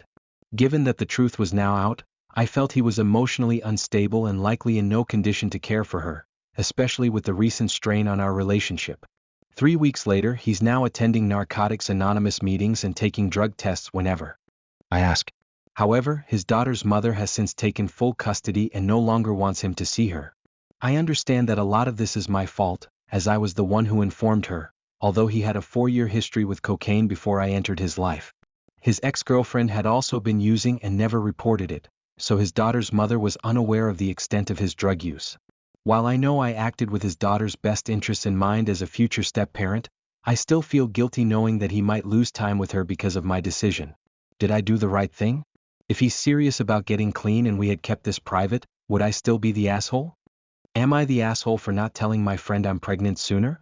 Dear, I told my close friend I'm pregnant at 12 weeks, and she's hurt that I didn't tell her sooner. My close friend is upset with me for not sharing my pregnancy news with her earlier and because I told another friend, who has a child, before her. I told this other friend early on because I had a lot of questions, and it was helpful to have her support as someone who had been through it. Once we got our final first trimester test results at 12 weeks, I immediately told my parents and then my close friend. We have mutual friends, so I wanted her to hear it from me first, rather than from someone else. I also shared that I had experienced a miscarriage earlier in the year, which is difficult for me to talk about. She congratulated me and offered condolences for my miscarriage, but also slipped in a few passive-aggressive comments about feeling left out and how I could have told her sooner. I let it go to avoid any drama.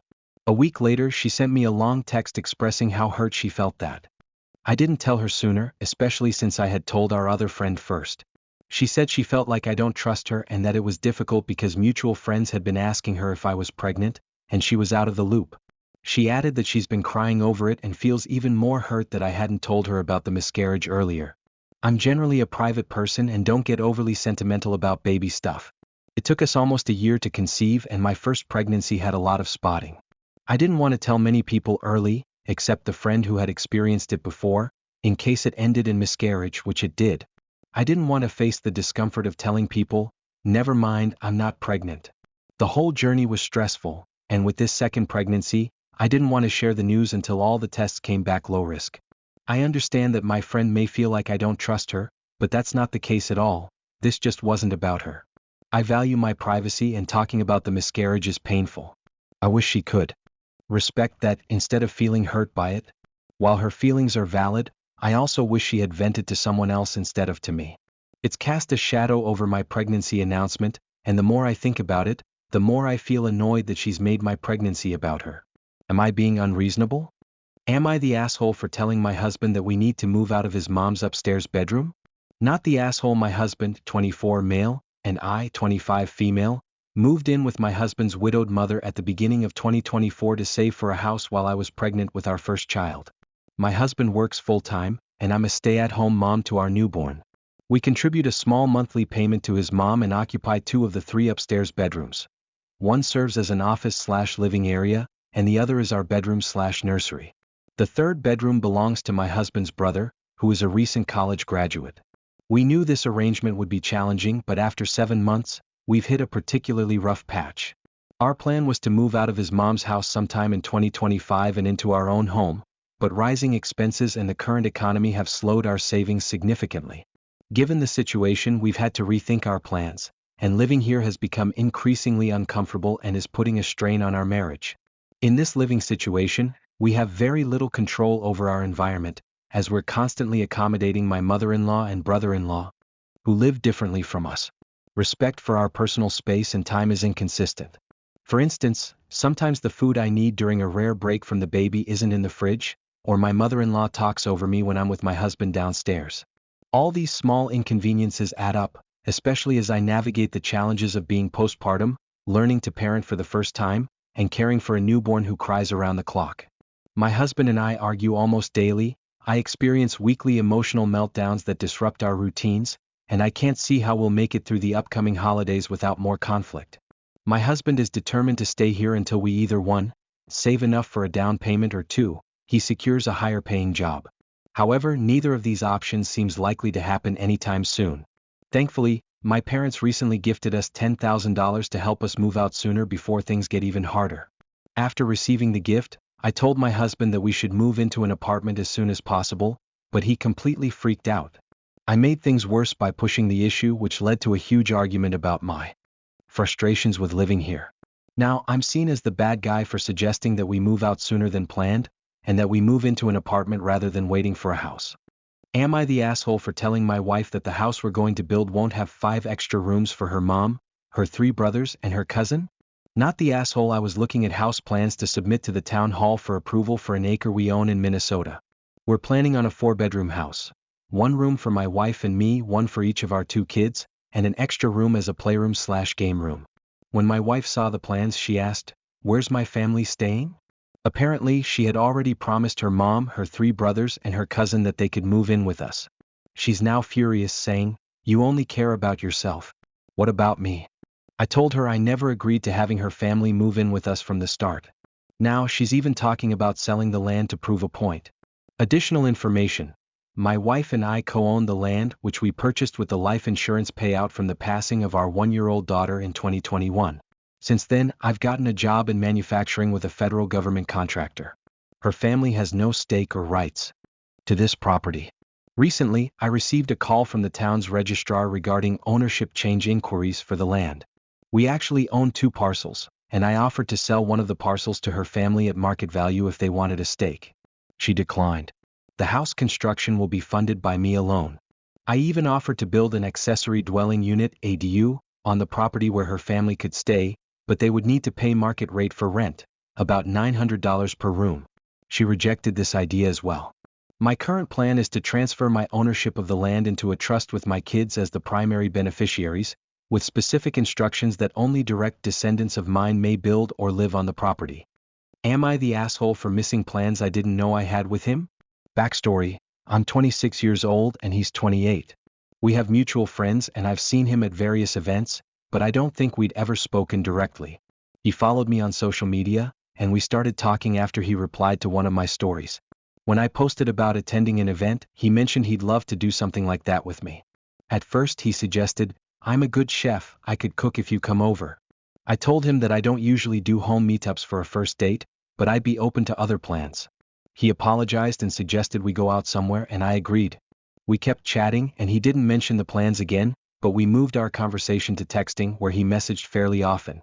Fast forward, he finally asked me out on a date, so I asked what he had in mind and when. His response was, "Honestly, if you're not down, that's cool. Just tell me to leave." I thought maybe this was a reaction to how I'd asked. I assured him that I was interested and asked when he was available. He mentioned Friday through Sunday, but I told him I'd be attending a friend's wedding that weekend. I suggested that we could discuss other possible dates, maybe the following week. He told me his family would be visiting then, so he couldn't. I replied that we should keep in touch. The weekend, on Friday, I didn't hear from him and I muted my phone to avoid feeling anxious. I focused on my friend's wedding events. By Saturday, I checked my phone and still saw no messages.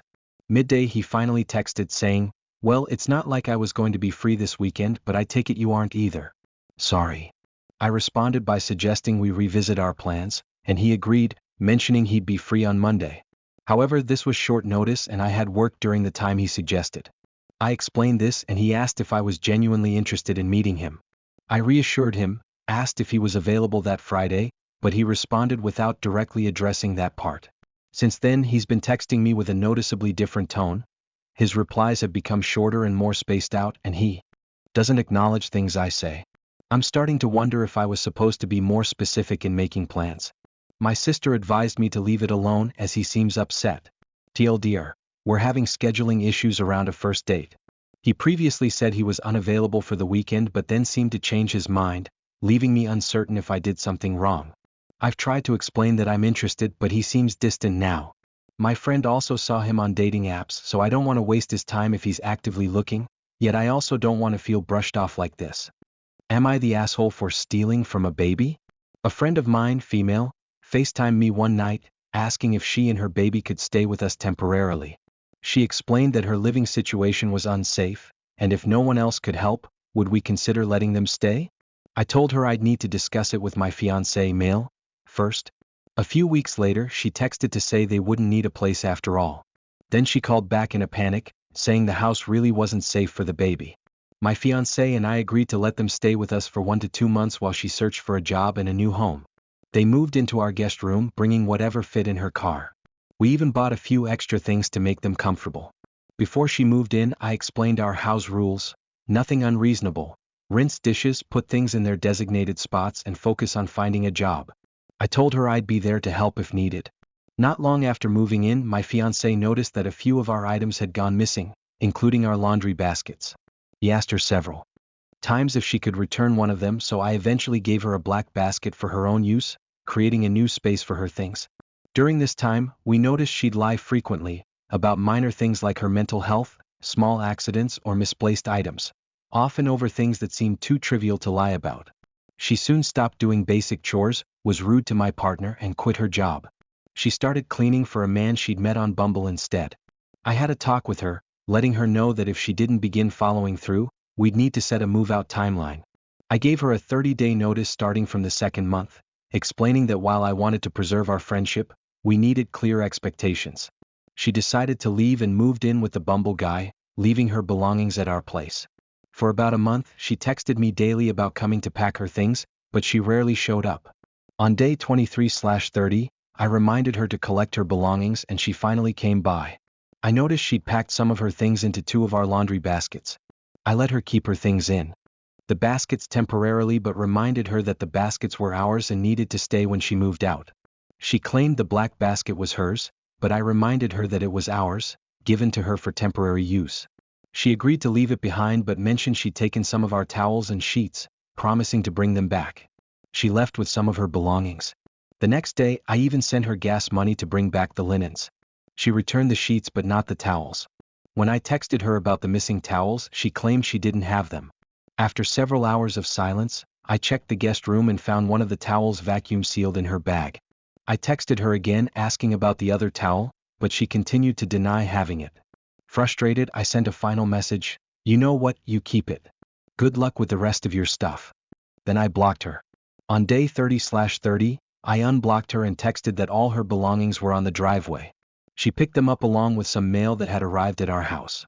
A few days later I saw a TikTok she posted referring to me as her insane ex-roommate who stole from her baby. She focused only on the towel situation and left out all the context. I felt hurt and conflicted. My friends and therapist don't think I'm insane, but her post made me question myself. She even suggested I seek professional help, which stung. Am I the asshole? Am I the asshole for making noise at night and upsetting my roommate? I work the evening shift and usually get home around midnight. I have a mechanical keyboard, and I enjoy gaming and chatting quietly with friends late at night. My roommate lives in a separate room across from mine and is a very light sleeper. She's told me that I make too much noise at night and that it disturbs her sleep. To try to accommodate her, I bought O-rings for my keyboard, a sound dampening accessory, and even put a blanket on the wall facing her room to help reduce the noise. Despite these efforts, she doesn't want me to use my keyboard at all during the night and has also asked that I avoid talking altogether. I told her that while it's reasonable to want some quiet at night, I can't be completely silent. We're both paying rent and I feel we both have a right to use our space. She insists that I'm still not being quiet enough. I finally told her that at this point I've done what I can, and if she's still bothered, it's not really my problem. She got very upset and now I'm not sure what she plans to do. Am I the asshole? Would I be the asshole for not spending the holidays with my mom and sister? Hello. I'm a 24-year-old woman, and I feel like I'm being treated as the bad guy for refusing to spend Thanksgiving with my mom, 43, and sister, 20. To give some context, I'm in a relationship with the father of my 2 younger children, and I know that my mom and sister don't like him. I never try to force them to be around him, and I often attend family events with just my 3 kids. For my oldest child's birthday this year, I took him and his brother down to my mom's, who lives 4 hours away, while our youngest stayed with their dad. During the visit, my mom and her boyfriend, 55, invited friends and their kids to celebrate with us at the lake.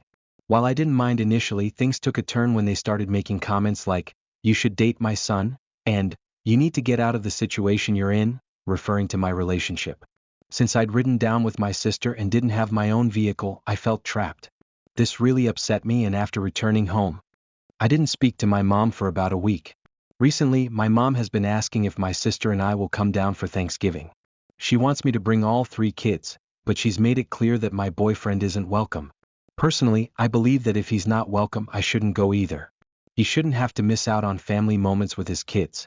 I explained to my mom that I'm not comfortable driving 4 hours alone with 3 kids, one of whom is an infant with a feeding schedule and 2 toddlers with short attention spans, without their dad. The trip would be incredibly stressful and overwhelming.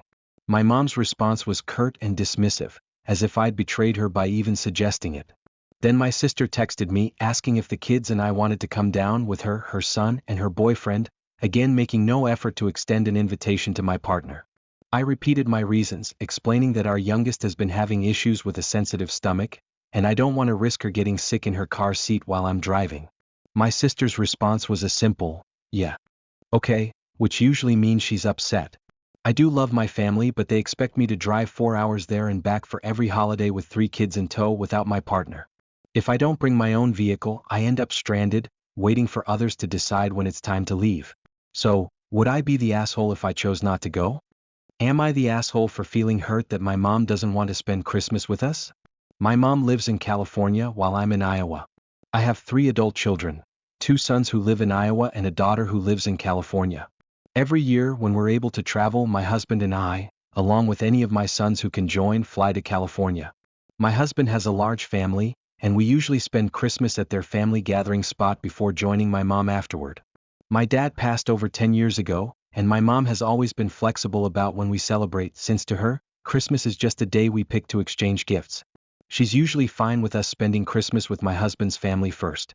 My mom also uses the time we're with my husband's family to visit my sister and her young children, who are under 18. We all agreed this setup works, and she's happy to see my sister and her grandkids while we're not in town for Christmas itself. This year we made plans to go to California again. We couldn't make it last year due to some work constraints on my And so my mom hasn't seen either of my sons, my husband, or me since December 2022. I let my mom know we were planning to come, but I only have limited time off, so we'd be there for just 1 week. I shared the dates and told her I hoped she'd be able to spend some time with us. Her response was, "Well, that doesn't work well if I'm going to your sister's house. If I'm only staying for such a short time, why am I even making the trip?" This really hurt, as it felt like she was saying, "Why bother?" And it made me question, why are we even making the trip? The whole reason is to see her, which doesn't happen often. I understand why she might prefer spending Christmas with young children.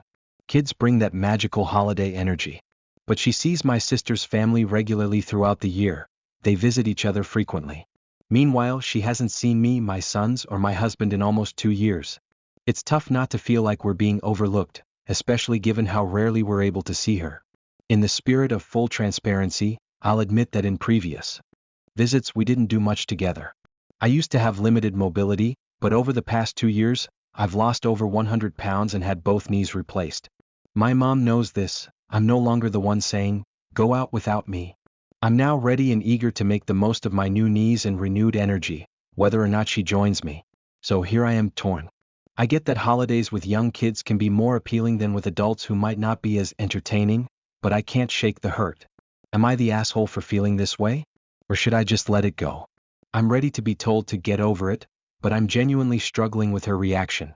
Would I be the asshole if I asked my wedding photographer to touch up my photos for free? I got married in April 2024, and we chose an all-inclusive package from our venue, which included a photographer. We planned out the shots we wanted, but on the wedding day she seemed annoyed and rushed. Many of the photos feel off. I'm either not looking at the camera, or I look like she snapped the photo just as I looked her way without any time to pose. My husband, on the other hand, looks great in almost every shot. In most photos I look tense with a bit of resting face. At the end of her time she said goodbye to the venue host, who was right beside me, and she barely acknowledged me, like we were difficult clients. To clarify, we didn't make any specific demands, and she even had to ask if I wanted additional shots because my requests were so simple that I didn't use up her full allotted time. My family was actually shocked at how laid back I was. It was a simple wedding, mostly managed by the venue, so I didn't need many special requests. At the end of the night, I asked about the timeline for receiving the photos. She told me 5 to 6 weeks, and I thanked her. At 7 weeks, we hadn't heard anything, so I reached out. She apologized and said it was busy wedding season, estimating 12 to 13 weeks instead. I understood and didn't want to rush her, but I wanted to use some photos for reviews for her and the venue. She sent a couple for us to use, but I still didn't get the full album until 15 weeks after the wedding. When I finally received the album, I was shocked to find every single photo unedited. Some are so zoomed in that you can see the peach fuzz on my face. I nearly cried looking through them. Out of all the photos, there are only 3 I'd consider printing, and even those are distant shots or ones where my face isn't visible. It felt like she just threw them into an album and sent it over. I also noticed she'd completed other weddings taken after mine, and those photos were touched up. Additionally, she had my husband and his groomsmen doing fun, unique poses that highlighted their relationships, but she had my bridesmaids and me doing nothing but looking at each other. I'd like to ask her to touch up the photos as part of the package we already paid for, considering the wedding cost over $18,000 for just 75 guests. The package included touch-ups, so I feel this should have been part of what we received. However, because of her attitude, I'm hesitant to ask as I don't want to cause any drama. Would I be the asshole if I asked her to edit the photos as originally promised? Am I the asshole for skipping my family's yearly Christmas party? I'm F24. I have really bad social anxiety. I find it really hard to make conversation and get flustered when people try to talk to me. It's physically uncomfortable. My family throws a Christmas dinner every year. Don't get me wrong, I love my family and love all of them so much, but the idea of having to sit through hours of social interaction makes me skin crawl, especially when there's new people being introduced into the family constantly. It just makes it worse for me. My mom has always called me weird for this and praises my other siblings for having the ability to socialize so effortlessly. As much as I want that for myself, I can't change. I just feel like an ass for always skipping out and making it seem like I don't care when I definitely do. Am I the asshole for not putting that aside to spend time with my family? Am I the asshole? Was my husband too sarcastic, or is that fine? I had wrapped all the presents for our children, 7M and 9F, and I was putting them in the pillowcases from Santa on Christmas Eve. My husband came in and said, "Oh great. So we're not going to get them too many presents next year then?" I said, "That's weird. That doesn't sound like thanks for all your hard work." Wrapping. He said, "Oh come on, I'm just making a joke. Stop trying to start fights with me. I just think there's a lot of jokes that end in fights if I don't say some version of sorry I did it wrong again after them. Am I the asshole, or was this harmless fun I took the wrong way? Would I be the asshole for being disappointed in the gifts I received? I, 20F, just spent my first Christmas back in my home country, after being in the USA the last year. Around 1.5-2 months ago, my family told me to make an Amazon wishlist. Initially, I only added one thing, a Blu-ray of a movie that I really wanted. On my family's instance, I added two more things, a shirt of one of my favorite bands and a color by number. I enjoy the really complicated ones. Come Christmas Day and the presents start flowing. My family is all excited over theirs, stuff they wished for or had on their wish lists, stuff relating to things they already had or even things they were meaning to buy.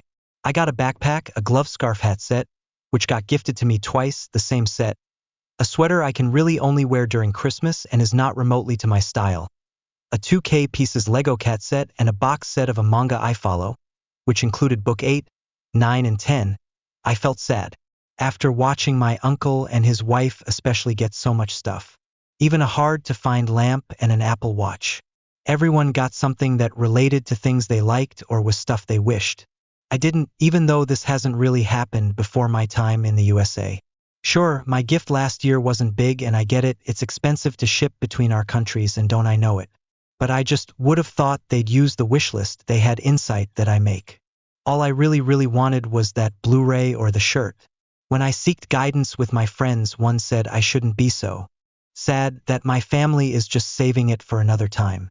Other friends said that I am justified to be disappointed. But I am just confused.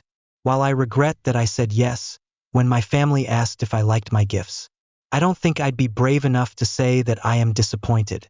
But at the same time, the rest of the evening I was feeling down. Maybe they noticed, but IDK. Honestly, I just feel forgotten because nothing of the things really are my interests. Sure, I follow the manga and the box set is pretty, but it's not something I was wishing for. And the cat kit is nice too. Sure, I'll spend like a day or so building it. But it just feels so useless that I made that wish list just for it to be ignored. So Reddit, would I be the asshole for being disappointed in the gifts I received? Am I the asshole for asking for the groceries and gas money I gave my stepdad and mom? I 23F have cancer and I am currently pregnant. Originally, I was supposed to have the guest room at my mom's house. But much to my surprise, when I had arrived, everything changed. My stepdad's mom was now staying as well and I no longer had the guest room. Mind you, she lives 3 minutes away tops while I live 3, almost 4 hours up north. I was pretty set off. I paid for more than my fair share of gas used to come get me and put groceries in their house. Meanwhile, I was there for oncology and OBGYN. Am I the asshole for demanding to be taken home, get given the gas money back, and taking my groceries since I was promised the bedroom, not the couch? Am I the asshole for walking out on Christmas? I am not a very social person and the holidays can be very taxing for me. My extended family is in town from all over the world, and for the past month they've all been here. It's the biggest gathering in recent memory. Every day there is a big group activity or meal with family. Myself and my husband work full-time at a very stressful job, and we are also experiencing financial issues. So we were expected to join family functions while continuing to work, and we only had a few days off for Christmas. I try to set boundaries, but honestly it's difficult because I'm the oldest of my siblings and I feel a lot of obligations and pressure. My husband has been on and off reacting strangely. Sometimes he's in a terrible mood and doesn't want to talk or engage. When he's like this, he is impatient with me and doesn't want to hear me vent about family or anything I might be upset about. Other times he seems okay. I know he's missing his own family. They live in another country. And we made the choice not to fly to see them this Christmas because of finances. Last night was Christmas Eve, and the entire family is meant to unwrap gifts together. It's a tradition. On the way there, I take my younger cousins and husband to get ice cream. I get some for my mother too. When we get to the house, my mother immediately asks where the rest of the ice cream is and blames me for not getting enough for the entire party, although she knew I was going to the ice cream shop and hadn't clearly asked me to. She just expects me to know these things. Everyone starts avoiding me, which is generally what happens when my mother and I get like this. For them, it's less drama with me being the scapegoat because it happens so often anyway. I'm wandering around and my husband is in another room entirely talking to my younger cousin and brother. He says to me that what my mother did was messed up, but there's so many people there and I'm feeling socially anxious and tapped out, so I can't properly respond. I say I'm feeling overwhelmed and I want to go somewhere quiet with him. I want to say more, but my husband is in a strange mood again and doesn't wait to let me finish. He decides to leave me instead and play a game with the cousin across the room. I'm feeling totally isolated at this point. By the time my husband comes back, I'm at my breaking point and I just need to leave the house.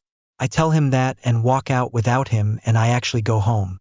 Feeling alone in a huge social gathering where everyone is avoiding me and where I've been publicly shamed is the worst feeling to me.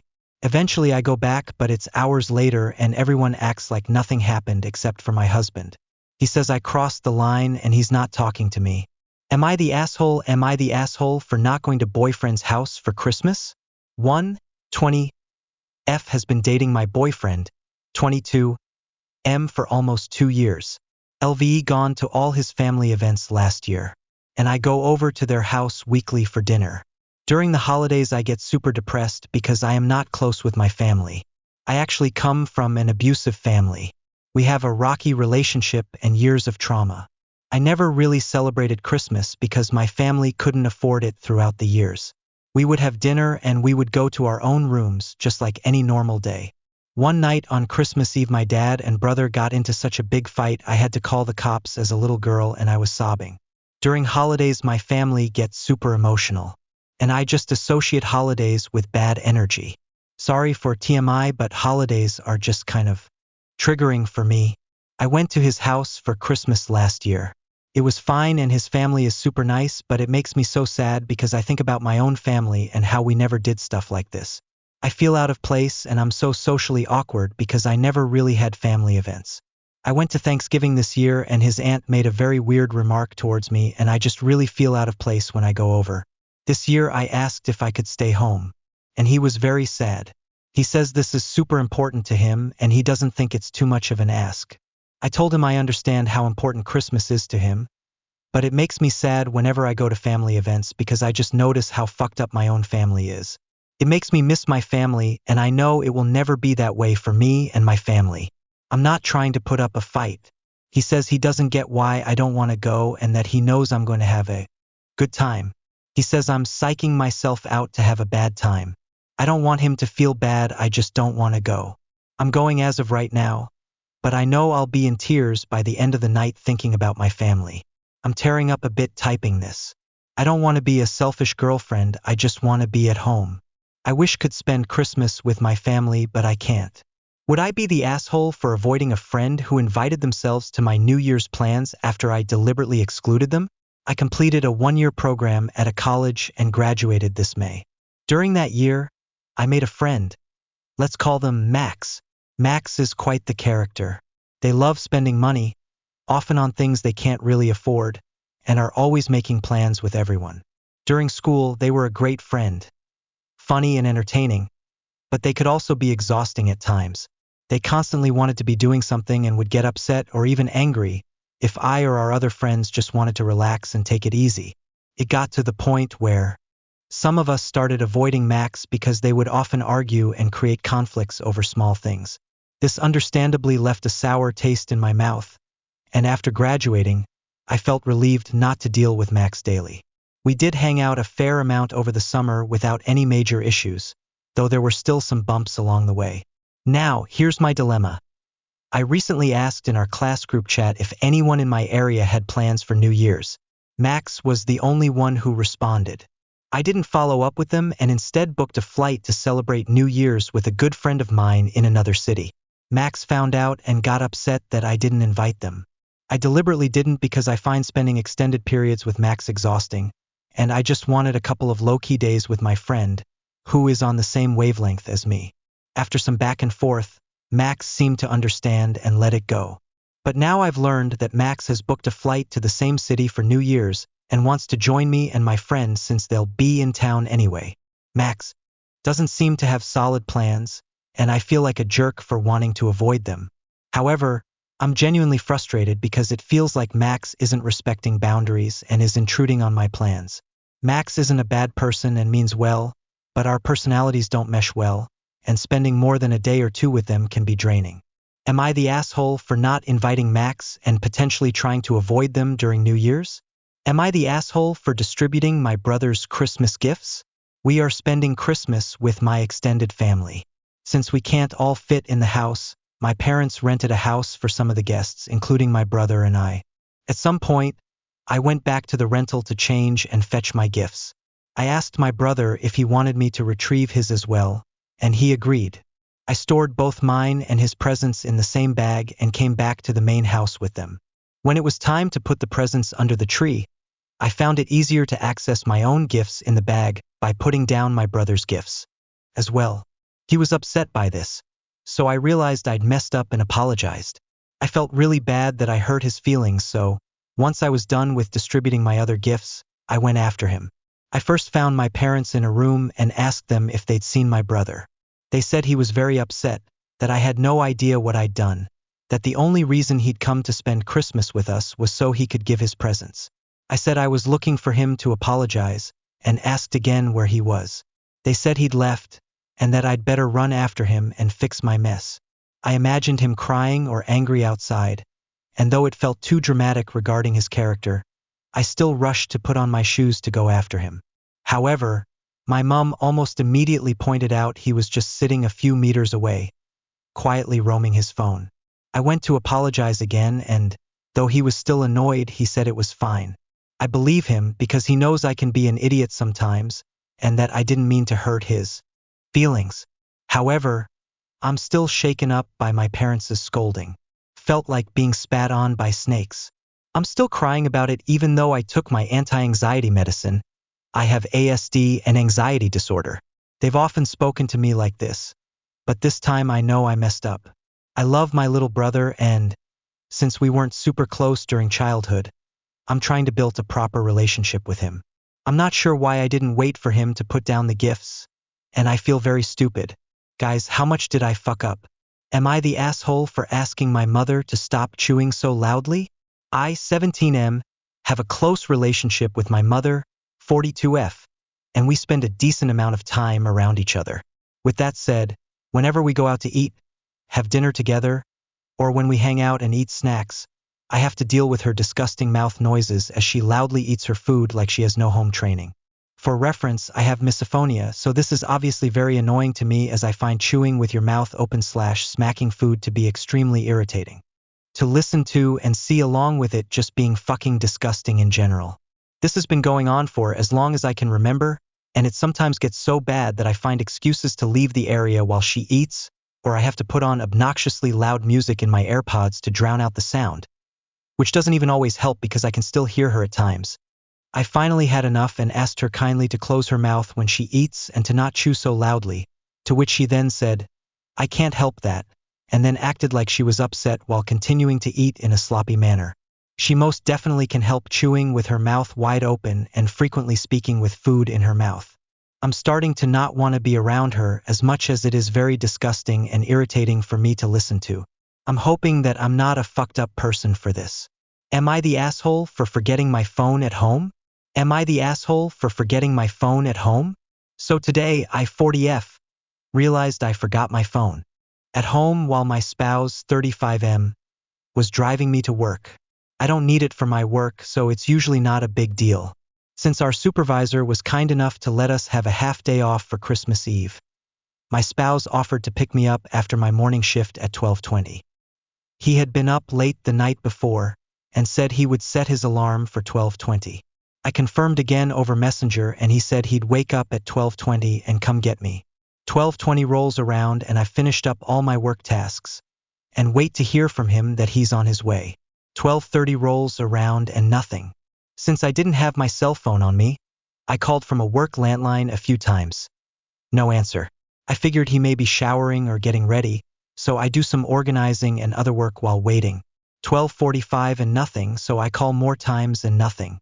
Sent more messages on Messenger. Nothing. I decide to run 2 quick errands and hope he will get back to me. When I come back to my workplace at 1300, nothing. I try to call again and send messages and give up around 13:15 and walk home. When I arrive home, he's fast asleep, and when he awakens and notices me, he says, "Oh no." He said he slept through his alarm, obviously. However, this is not a first-time occurrence and I'm annoyed, and tell him I need him to be reliable when he says he's going to do something, or if he doesn't believe he cannot to make the offer. He then tells me it's my fault for leaving my phone at home, that I could have called him easier if I didn't forget it. He has his phone set so that if I call more than twice in a short period, it goes through even on silent. He also then said he was up late doing errands, so I should give him grace and let it go. Now I feel bad for mentioning how I feel, and feel like I'm the one at fault here. So am I the asshole for leaving my phone at work today and accepting my spouse's offer to pick me up from work? Am I the asshole for not giving much attention to my Asian parents while visiting me? I, F27, am Asian and I moved out 7 years ago from my home country to pursue my studies in France. 5 years ago, my older brother finished his studies also in France and was starting to look for a job. At that time, I was just getting settled. I found a job and moved out in a new studio. To help my brother and my parents, I told them that he could come live with me for a few months until he finds a job. He had a hard time to find a job, so months have passed until it turned to years. The first few years were hard for me as I was going through a rough patch, and having my brother next to me all the time didn't help. But as time has passed, I accepted this situation because I was feeling really bad for him. He tried to find a job for years but couldn't, and it really impacted his mental health. At the same time, my parents would come visit us 3 times a year and would stay for like a month and a half each time. So you can imagine living in a very small space with 4 people is really not easy. Sometimes I feel like I am going to lose my mind because of this situation. My mom is very attached to us, and my dad used to be abusive towards her. He stopped, but he is still verbally abusive towards her sometimes. So, staying with them is not always pleasant. My parents, specifically my mom, was always very supportive, and I came to France thanks to them. I would definitely not be here if not for them. But this situation is making me miserable and am feeling really depressed. I haven't spoke to them since they came yesterday. I spent most of my time on the phone. I really feel guilty and selfish though, because I feel like I am abandoning my mom by feeling like this. Am I the asshole? Am I the asshole for ghosting my entire family, block my parents, and denying to spend the holidays with them? I, 19F, struggle with mental health and addictions since I was 12. Addiction started at 14. I've asked my parents for help multiple times. Asked for a therapist since I started feeling depressed. But for them it was a waste of money, and they didn't want people to know that their daughter was sick. I started doing drugs at 14, after 2 attempts of suicide. When the addiction started to get really bad, I begged for them to help me, hospitalized me or something. But they wouldn't. I asked multiple family members to talk with my parents because I couldn't handle it anymore and was really scared. No one did anything for me. I tried to commit suicide 3 more times with pills, with coke, and cutting my wrists. Nothing worked, and every time I woke up in the hospital, I'll see them angry at me, saying that they had to leave work because of me. Forgot to say that my dad gets really violent and mean when he's drunk. I remember one time, the same day that I was released from the hospital after an attempted, I sat down at the dining table, middle of the night, and was trying to eat something. My dad came home obviously drunk, saw me, stood in front of me, took a gun out of his pants, put it on the table and said, "It's already loaded, you won't fail this time." It stuck with me forever, and every time I look at his face I remember that. I started working at 16 to get some money for a therapist. It was really hard for me to keep a job for more than a month because of my drug problem, but I did it. I started doing therapy, and I still do to this day. I still smoke weed, but I've been clean of everything else for more than a year now. I feel so angry at my family because no one did anything for helping me, even though they knew that I was really suffering. I graduated. You graduate from high school at 17 or 18 in Argentina, moved to a different city, blocked my parents, and ghosted the rest of my family. Now I'm getting calls from my family saying that I'm acting childish and being really selfish with my parents because of this decision. I really need y'all to tell me if I did the right thing or if I should just forgive everyone and spending the New Year's with them. Sad face. Note: sorry if you have a hard time trying to understand this. I'm not fluent in English yet. Also, if you want more information about my relationship with my parents, please tell me. I skipped some things since I didn't want this to be so long, so you don't get bored. Am I the asshole for declining to celebrate Christmas with my boyfriend's family and not inviting him to my family's celebration? For context, I, 19F, am from the United States and currently a second-year university student in the UK. My boyfriend, 23M, is British, recently finished his master's, and is now working. We've been dating for 10 months, and he's my first boyfriend. He's been nothing but understanding, kind, and supportive throughout our relationship. I've met his parents and siblings twice, and both times were wonderful. His mom even told him she thinks I'm the one. In late November, he asked if I'd like to spend Christmas with his family. He said everyone would love to have me there, and I thought it was sweet, but I declined. I've been feeling homesick and wanted to spend Christmas, a holiday that means a lot to me, with my family in South Dakota. When I told him, he seemed aloof for a few days. Went to his flat later to reassure him that I'd love to visit his family another time. But for me, Christmas is a family holiday. I now realize how that could have sounded dismissive. He looked hurt and asked, "Do you still love me? And aren't I your family?" I reassured him that I do love him, and things seemed fine after that.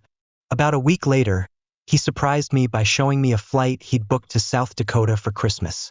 Flights to South Dakota are expensive, especially internationally, and while the gesture was touching, I thought it was impulsive and unwise. I told him it wasn't a good idea. For the first time, he got really upset, accusing me of not caring about him, not being serious about us, and thinking only of myself, all of which are untrue. I love him and value our relationship deeply. Knowing he was speaking out of hurt, I asked him to take a walk to cool off. When he returned, I explained that he means everything to me, but I wasn't ready for him to meet my family.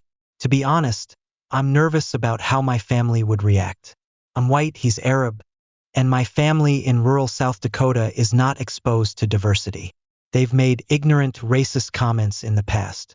While they'd likely be polite to his face, I fear they might say something offensive or jokingly inappropriate. They also assume Arab equals Muslim, even though he's Christian. This ignorance embarrasses me, and I don't want to put him in a situation where he might be hurt. I didn't tell him any of this, though. Instead, I said I felt it was too soon to bring someone home. As in my family, that's often a precursor to engagement, which is true. He asked if he wasn't good enough, and I reassured him that he's perfect. He then mentioned that the tickets were non-refundable. I started crying, apologizing for wasting his money and saying how much I wanted him there, just not right now. He asked me to leave and said he needed space. I flew back home nearly a week ago, and since then we've only had brief phone conversations. He still texts me, "I love you and good night," but he's clearly distant and hurt. I don't know if there's anything I can do to fix this or reassure him. So, am I the asshole? Am I the asshole? Christmas party etiquette. Am I overreacting? We were invited to a Christmas party today that starts at 1 p.m. Eastern. We told our close friend hosting it that we'd arrive around 2 p.m. Shortly after, they asked us to stop and pick up butter, sugar, and heavy cream on the way. My immediate reaction? Annoyance.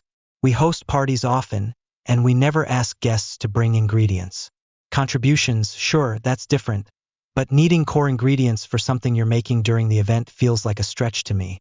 What frustrates me even more is that with this particular friend, it feels like there's always something we're asked to pick up last minute. I honestly don't understand how you can host a party and not have everything you need. Butter, sugar, and heavy cream clearly imply that something still needs to be made, and frankly, I don't want to stick around for that. It's Christmas Eve. I'm just trying to pop in, be present, and leave. So, am I overreacting? Am I a jerk for feeling this way? Or is it reasonable to be frustrated about consistently being asked to pick up ingredients for someone else's party? Am I overreacting here? Am I the asshole for making my mom drive me home? So my dad, 36, is visiting for the holidays and staying at an Airbnb. It's 15 minutes away and my mom, 36, stays there with him. The original plan was for me to stay there too, but I didn't want to as the Airbnb is very small. My parents always try to get me to stay the night there and they always decline. Yesterday my mom asked me if I could come over to watch a movie and I said no. I could hear in her voice she was very disappointed, so tonight I decided to say yes. I thought I would just go over for a few hours and come back home. Instead of watching a movie, we did a puzzle, and halfway through the puzzle my mom got tired. She took a break on the couch and ended up getting really sleepy. I told her that she still had to drive me home after this, and my dad looked at me and said, "You're gonna make your mom drive you home while she's so tired? I can't drive myself." 14. I started crying because I hated the idea of staying there so much. This continued on for about an hour. The two went to bed, but I stayed in the living room crying. My mom got up about 3 times to ask me why I was still crying. She got more and more mad. The last time, when I didn't even know she was watching me cry, she got out of bed very upset, told me to grab my shit and go. I got into the car, and she said she wasn't gonna drive me all the way back unless I told her what was wrong. I told her I hadn't wanted to be there in the first place. She told me that I was using her as a doormat because I always get what I want, and that I couldn't just give her one night. She also said that I'm still a child and I have to listen to her, and that she should have just told me to shut up and go to sleep. She dropped me off and told me that even though she's very upset, but that doesn't mean she doesn't love me. She left after saying good night. I feel so guilty that I should have just stayed, but I know I wouldn't have been happy. Was in the wrong for making her drive me home? Edit for info.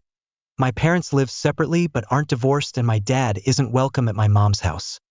Other family live there too that hate him, hence why he got the Airbnb. Am I the asshole and a bad friend for this? I had a friend for 11 years, 6 to 17 years old. Last year I met a girl that I had a low-key crush on since I was 14 years old. We spoke a bit as friends and didn't speak for 3 years, but the chemistry and connection was always there. Last year we bumped into each other 4 days before Valentine's Day by chance at a school thing that our schools were collaborating on. We were both school leaders for our respective schools and needed to do this event together for Valentine's Day, and the friendly relationship we had started being more flirty after spending the Friday and weekend talking back and forth, and then Monday again seeing each other and flirting. I realized I really liked this girl and wasn't 100% sure she liked me back, maybe 80%. My friend tells me he's been plotting on her for 8 months. So I just let him rock. On Valentine's Day he wrote a card and sent her flowers, and on the day of the event I saw her again, and she hugged me really tight in front of everyone. She rejected him, and I didn't bring it up to him and acted normal till 2 weeks after she rejected him. He kinda cussed me out and we haven't spoken since that day I spoke to him. It's close to 2 years now. Am I the asshole for attempting to stand my ground at a gas station? Before I get into what happened an hour ago that I'm still seething about, let me describe the gas station's layout.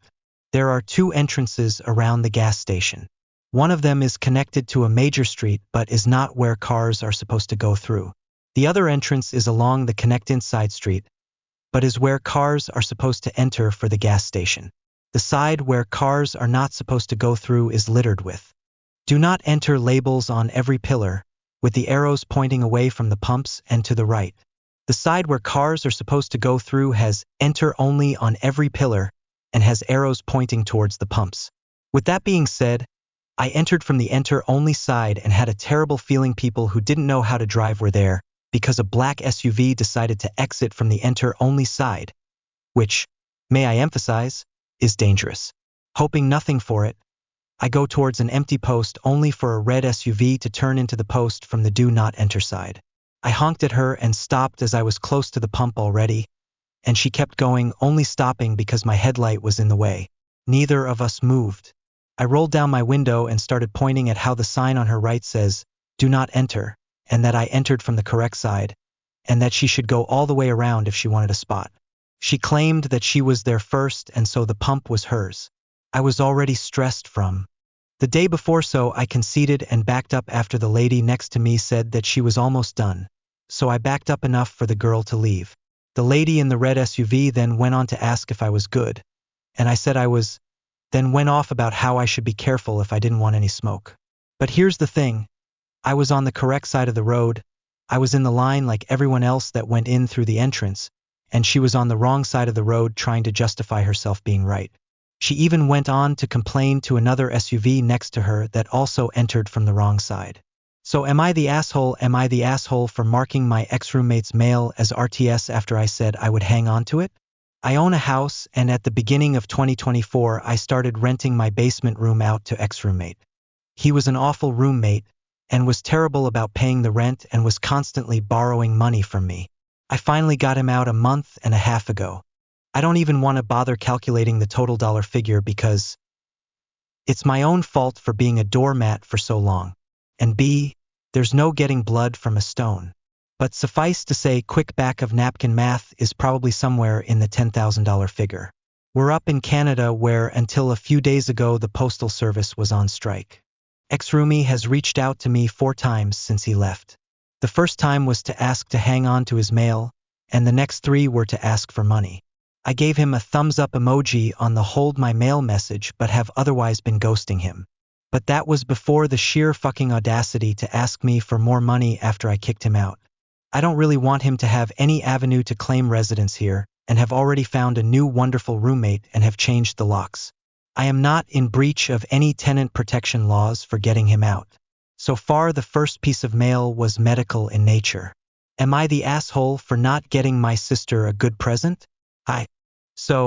Me 19F S&D my sister, 27F, have never had the best relationship. She's always made it a point to make me angry or upset ever since I was little. It was only the beginning of this year that she's decided that we can become close as siblings. For the past 3 years, I have always gotten my sister something on both her birthday and for Christmas, whereas she's got me nothing, which I'm not fussed about really. This year was no different. I asked her what she wanted and she said a wooden storage crate, but don't buy me anything because I'm not getting you anything. So I said okay. I ended up only getting her the storage crate and some chocolate, that was all. Last night we opened presents, and she opened my present and seemed disappointed and said, I was meaning a small jeweler box, not a cheap box from the dollar store, and I felt bad at that, because she said storage crate hello? But then, I see she got me a present for the first time in 3 years. She ended up leaving earlier, and when I went outside my mom said that she was really upset. So now I feel like an asshole for getting her something bad and making her feel like shit. Am I the asshole? Am I the asshole for wanting my mom to come to our place for the family Christmas dinner? Let me start off that since I moved out when I was 16 due to a difficult relationship with my mom, it was always been difficult keeping her at a distance where we'd be able to communicate. She's the type of person to want all the attention in the room and everything to go according to her plan. If you change her plan, or even indicate wanting to do something different or cross her plan, willingly or not, she'll claim the whole day is ruined, everything is shit, and most of all it's my fault. Trough the years, and a lot of patience and effort to not have her in my life too much, our relationship had become better. I can visit her now for the most of a day without getting into fights. I do have a wish for a closer family life, and started initiating having Christmas dinners, usually at her place because my brother lives near her and my dad, when he comes to visit from our home country. They're divorced but remain friends. He stays with her, so it was always the most convenient place. This year, however, my fiancé and I moved into a new apartment and haven't been able to invite my family yet. Mostly because my mom got lung cancer earlier this year. She went trough treatment and had the big operation. She's now recovering since 2 weeks. The doctors say everything is going well and her wound is healing up nicely. She's a little short of breath, but it's normal after such an ordeal and nothing to be worried about. So, because she's feeling better and we want to show my family our new apartment, as well as announce our engagement, we wanted to invite everyone to our place. They all agreed weeks ago, and we have been doing the grocery shopping to prepare. But now, 5 days before our supposed family dinner, my mom had to do a little day trip by car with her friend. Sat weirdly and feels like her wound is hurting a bit more. She was driving herself and her car died and had to get fixed, which now made her scared of it happening again. My father, who visits to take care of her until mid-January, offered to drive her to us, 1.5-2h trip by car, but she said no because it would mean that they and my brother plus GF would have to drive in 2 cars, and that's somehow an issue. She's also worried to have to walk up 2 floors by stair because our building doesn't have a lift. Now she wants to cancel our plans and host the Christmas dinner at her place, and we could just take everything we wanted to cook with us into the car. Or she would just not attend the dinner and my dad and brother plus GF could just come to us without her. In which case I'm sure she'll never stop blaming me for not being considerate towards her and just excluding her from the occasion. We want to host it anyways, but we want her to come. We would even go and get her by car ourselves and help her all the way upstairs if need be. So, here we go. Am I the asshole for wanting to host the family Christmas dinner with my mom at our place? Am I the asshole for valuing my friends over my family for background? I'm 20 and very gay. Of course I haven't told my family because they deeply frighten me with their opinion and beliefs. To get it out of the way, they are, for lack of a better word, very hateful people. My friends, however, are extremely kind and make me want to be a better person. They even helped me see and understand how hurtful my family is. That said, I still love my family, but being around them often makes me feel like I can't be me. And I feel selfish for not wanting to be around them, especially around the holidays. Meanwhile, I'm excited for my friend's Christmas party. I'm not looking for advice. I know what I think and how I feel, but I still feel like a complete jerk for feeling and thinking that way. So with that said, am I the asshole? Am I the asshole for texting my boyfriend that I was upset because he never has time to see my family? I'm 18F and my boyfriend is 18M. We've been dating since the summer of 2020, before high school even started. We met on Snapchat, and despite how young we were, I really grew to love him. He was there for me during some of the darkest times in my life, especially when I struggled with depression. We've been together almost 5 years now, and we've both graduated. My boyfriend barely comes around to meet my family. In fact, he's only met them 3 times, and every time we have a family gathering, he's never there. Last Saturday, we had our Christmas party, and of course, everyone asked where he was. I told them he was at his own family's party, but my uncle pulled me aside and said something that really got to me. He said that they've only seen my boyfriend twice in all the years we've been dating and that it was starting to bother them. He told me that they were slowly starting to dislike him because it feels like he doesn't care enough to show up, which really hurt me because I love my boyfriend and I want him to be a part of my life, especially with my family. I've brought this up to him before. I've told him that I don't expect him to be there for the whole party, but that at least dropping by for a little while would mean a lot to me. But when I suggested splitting the time between his family's party and mine, he said he couldn't leave his own family event because his mom wouldn't let him. I told him I understood, but it feels like he doesn't even try to find a solution. After the conversation with my uncle, I couldn't stop thinking about it. I texted my boyfriend and tried to explain how I felt. I told him that if he truly cared about me, he would make time for my family, even if it was just for a bit. I told him that my family would never pressure him into drinking or partying, and they're not intimidating once you get to know them. But he just kept saying that he's busy and that we're not married, so I shouldn't expect him to drop his events for mine. Honestly, it hurt. I've been putting in the effort for him. I told him that I never expected him to cancel his family plans for me, but that I wanted him to come by for a bit to see my family, as it was at least an effort. I told him I'd make time for his family, no matter how busy I was, but he never invites me to anything they do. He said he couldn't cancel on his family, and I understand that, but I don't think it's too much to ask for him to at least drop by for a bit. Instead, he kept telling me that I wasn't understanding his side of things. It just feels like I'm the only one trying. I get that his family comes first, but so does mine, and I want him to understand that. I tried to tell him that if he really loved me, he would make the effort. But all he said was that he stands by his morals. I don't know what to do anymore. I feel like I'm begging for the bare minimum. I'm just so upset and don't know if I'm in the wrong for feeling this way. So, am I the asshole for getting upset? My sister didn't invite me to her wedding because I'm adopted, but my parents are asking me to grow up and help pay off her wedding debts. No, that's not going to happen. My name is Sydney. I'm 27 years old and live a good life on my own. A life I've built through my hard work and the support of my fiancé Luke. You're probably wondering, what about your family? Well, I haven't had the best relationship with them. In fact, they're the reason I'm here, seeking advice. Let me give you some context before explaining why I'm so reaching out. Like I mentioned, my relationship with my family has never been great. It's complicated and has been that way as long as I can remember. I was adopted by the Hensons because they couldn't have children of their own. But it was clear they didn't love me for who I was.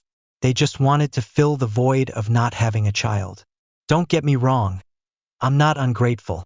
I truly appreciate them choosing me and giving me a somewhat better life than what I would have had in the orphanage. But when you look closely, it wasn't all that different. Still, I was grateful. For the first few years of my life, things were okay, actually good. I wasn't spoiled, but I didn't lack love, and that was enough for me. It was much more than I got at the orphanage, so I was content. But everything changed when I was about 4 years old. My mom miraculously got pregnant, and suddenly, everything shifted. I don't remember the exact moment, but I know it felt like I became invisible overnight. They were thrilled about the new baby, my younger sister, Janice. I was happy to be a big sister, of course, but from the moment she was born, I felt like I didn't exist anymore. It hurt. A lot. They didn't say it outright, but it became painfully obvious they no longer wanted me. It was like I'd just been a placeholder until Janice came along and claimed her spot in the family. I started to feel like a mistake, an inconvenience they had to live with. For a little girl who just wanted to feel loved and important, it was devastating. I tried to keep things the way they were, to stay close to them, but the more I tried, the more they pushed me away. It wasn't that they were cruel to me, they still paid for my things, but it was clear they did it out of obligation, not love. The emotional neglect, the feeling of being unwanted, it left scars that will probably never heal. Even Janice, who I loved and thought of as my sister, treated me like a stranger. She was just a baby when she entered my life, but as she grew, it became obvious she didn't see me as part of the family. She barely acknowledged me, and when she did, it was with the indifference you'd show a neighbor you don't care about. Growing up feeling like a burden was incredibly hard. That's why, as a teenager, I started distancing myself from my family. It was just easier that way. I spent more time alone or with friends because I knew I wasn't going to get the love or attention I needed from them. Sometimes, I even thought it would have been better if they'd never adopted me. Felt like they'd taken me in only to ignore me, and that hurt so much. I don't know what's worse, not having a family at all or having one that doesn't care if you exist. For me, the latter was worse because I lived in the constant pain of being unwanted. So, as soon as I turned 18, I moved out and distanced myself from them. I didn't cut ties completely, we still talk and I visit during holidays, but I've kept them at arm's length. I've built a life I'm proud of, even if it's not tied to the family I grew up with. My fiancé Luke has been my rock, giving me the love and support I've always wanted. He's shown me what a real family can feel like. Fast forward to now, I live in a different city with Luke.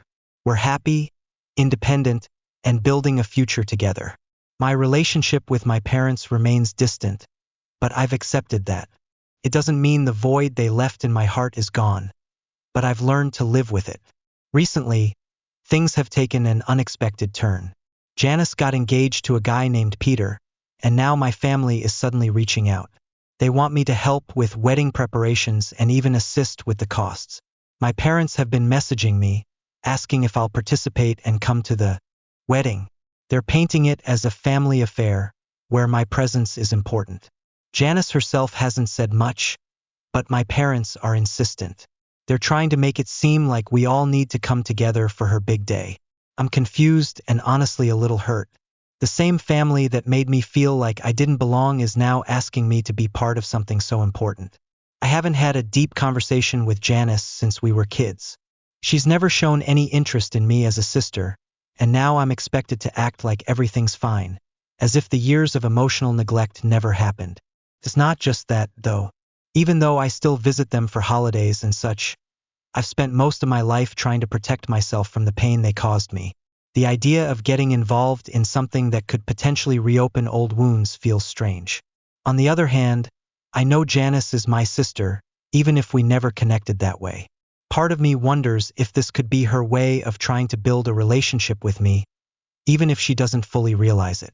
Maybe this is exactly what I need to finally have the family I've longed for.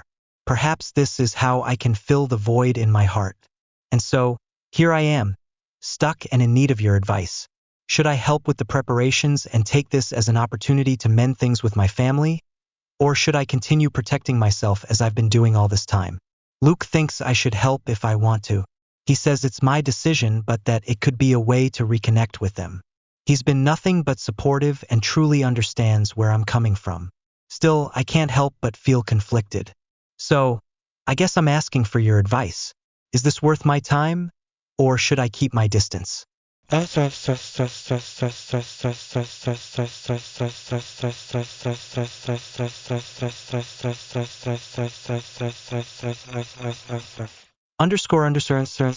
Update 1. A few weeks have passed since my initial post, and I wish I had good news. I really thought this time things would be different.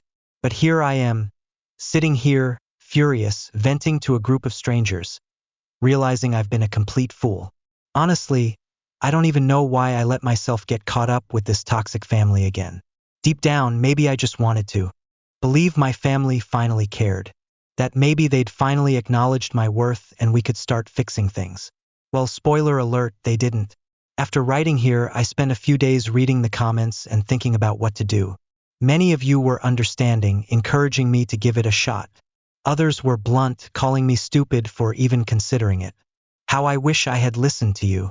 So, as you've probably guessed, I decided to help my family with the wedding preparations. Yeah, I know. I should have trusted my instincts or listened to some of you who told me to stay away. But I thought maybe this was their way of trying to reconnect. I wasn't expecting miracles or some big your family moment. But I figured if they were reaching out, there had to be some sincerity behind it, right? I was wrong. Here's exactly what happened and why I'm so furious that I don't know what to do other than vent about it.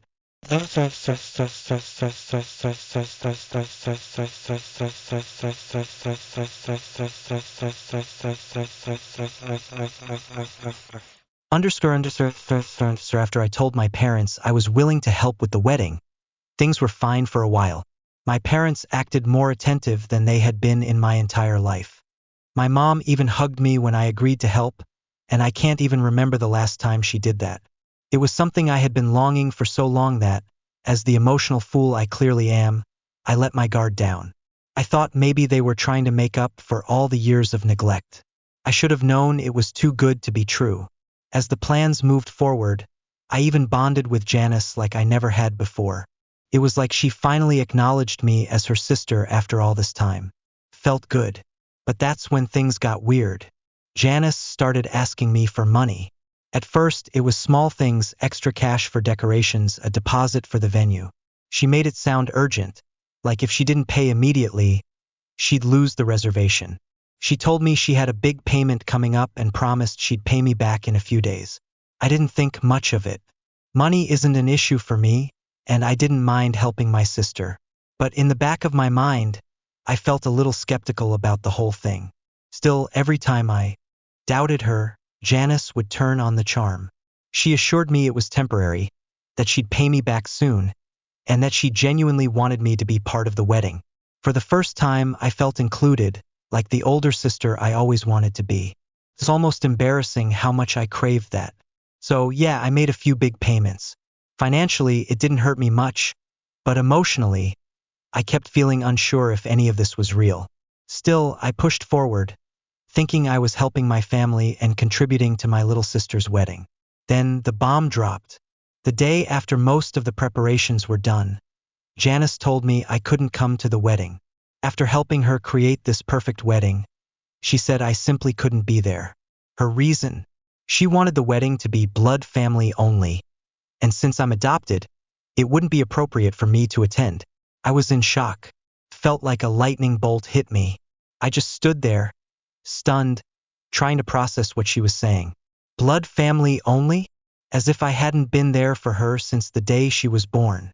As if I wasn't the one who had just saved them financially with this wedding. Suddenly, all my childhood insecurities came rushing back. That's when I realized they never wanted to reconnect or fix things with me. They just wanted to use me. And now that they've gotten what they needed, they're tossing me aside. They've always been this way, and I was the idiot who thought things could change. I allowed myself to be used and discarded like trash. So I left. Immediately. I didn't say a word to Janice or my parents. I didn't even look back. I just walked out.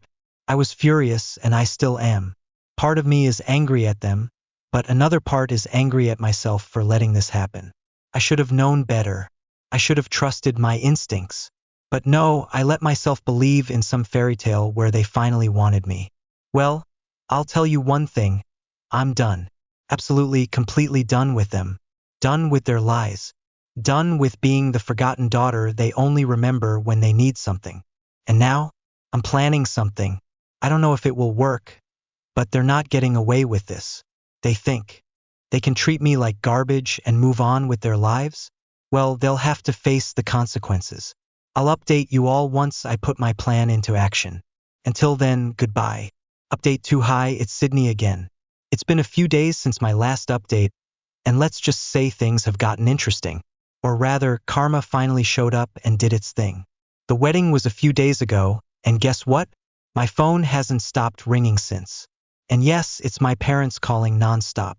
But no, they're not calling to apologize or to admit that what Janice did was wrong.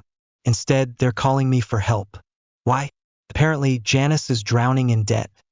And somehow they think it's my fault. Remember how I mentioned I was planning something after the whole blood family only fiasco? Well, I decided that if Janice wanted to use me and then toss me aside like garbage, she'd have to face the consequences of her actions. After I calmed down enough to act rationally, I went and canceled every reservation I had made for her wedding. Every single one. The deposits, the payments, everything. Some of the money I'd spent was refunded, but of course, not everything was reimbursable. I didn't care. That was the price I was willing to pay to see Janice struggle with what she valued most at that moment. Her perfect wedding. Once I canceled the major arrangements, the wedding started to fall apart, and it all went downhill fast. As soon as Janice realized what I'd done and saw her wedding unraveling, she started running around trying to reorganize everything at the last minute. Because of the rush, she ended up having to pay way more than I had originally spent. Desperate, she took out a huge loan to cover it all. Now, she's up to her neck in debt because she thought she could play me and get away with it. Well, needless to say, the wedding was an absolute disaster. Sure, it was a wedding, but nothing compared to the perfect event I had helped plan. Since everything was done last minute, it turned out to be a total circus, and Janice was completely embarrassed, at least according to what I've heard. At the end of the day, though, she got married, and I guess that's what matters. Except, of course, for the mountain of debt she's now stuck with. And that's why my parents won't stop calling me. They're trying to guilt-trip me into helping her again. They keep saying that Janice is in a bad situation and that, as her older sister, it's my responsibility to take care of her. Seriously? Where was that older sister role during her wedding? Oh right, I wasn't invited, because I'm not blood. They even had the audacity to tell me I should let go of the past and be the bigger person. I actually laughed when they said that and told them I'm not a doormat they can walk all over when it's convenient for them. Janice created this mess herself, and if she thought she could use me without consequences, she was sorely mistaken. I also told them they should ask a blood relative for help instead. Then I hung up the phone. Honestly, it feels so good to finally stand up for myself. My whole life, I've been the forgotten one, the outsider, the one they only reach out to when they need something. But now they know I'm done. So, Janice is stuck with her mountain of debt, and my parents are begging me to help her. But I don't care. I'm done with them and their toxic behavior. They can deal with the mess they created, it's not my problem anymore. I think that's the end of my story. For the first time in a long while, I feel closure, and I'm enjoying this newfound peace with my fiancé. Well, aside from the constant ringing of my phone, but that's what the block button is for, right? Anyway, thank you all for your support through all of this. Update 3, just when I thought it was over. I never imagined I'd be writing this update, but here we are, just days after the last one. Because my sister has reached new lows I didn't even think were possible. After everything that happened, I thought I was done with all of this. But of course, Janice had other plans. She wasn't going to let me walk away so easily. When I refused to help her with her debt, Janice must have been furious, blaming me for the situation she'd put herself in.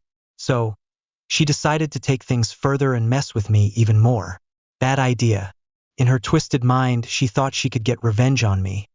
And Honestly, it's almost laughable how miserably it all backfired. Here's what happened. A few days after I told her no, Janice sent a bunch of fake photos to my fiancé, Luke. Yes, she actually had the audacity to claim she'd caught me cheating on him the night before.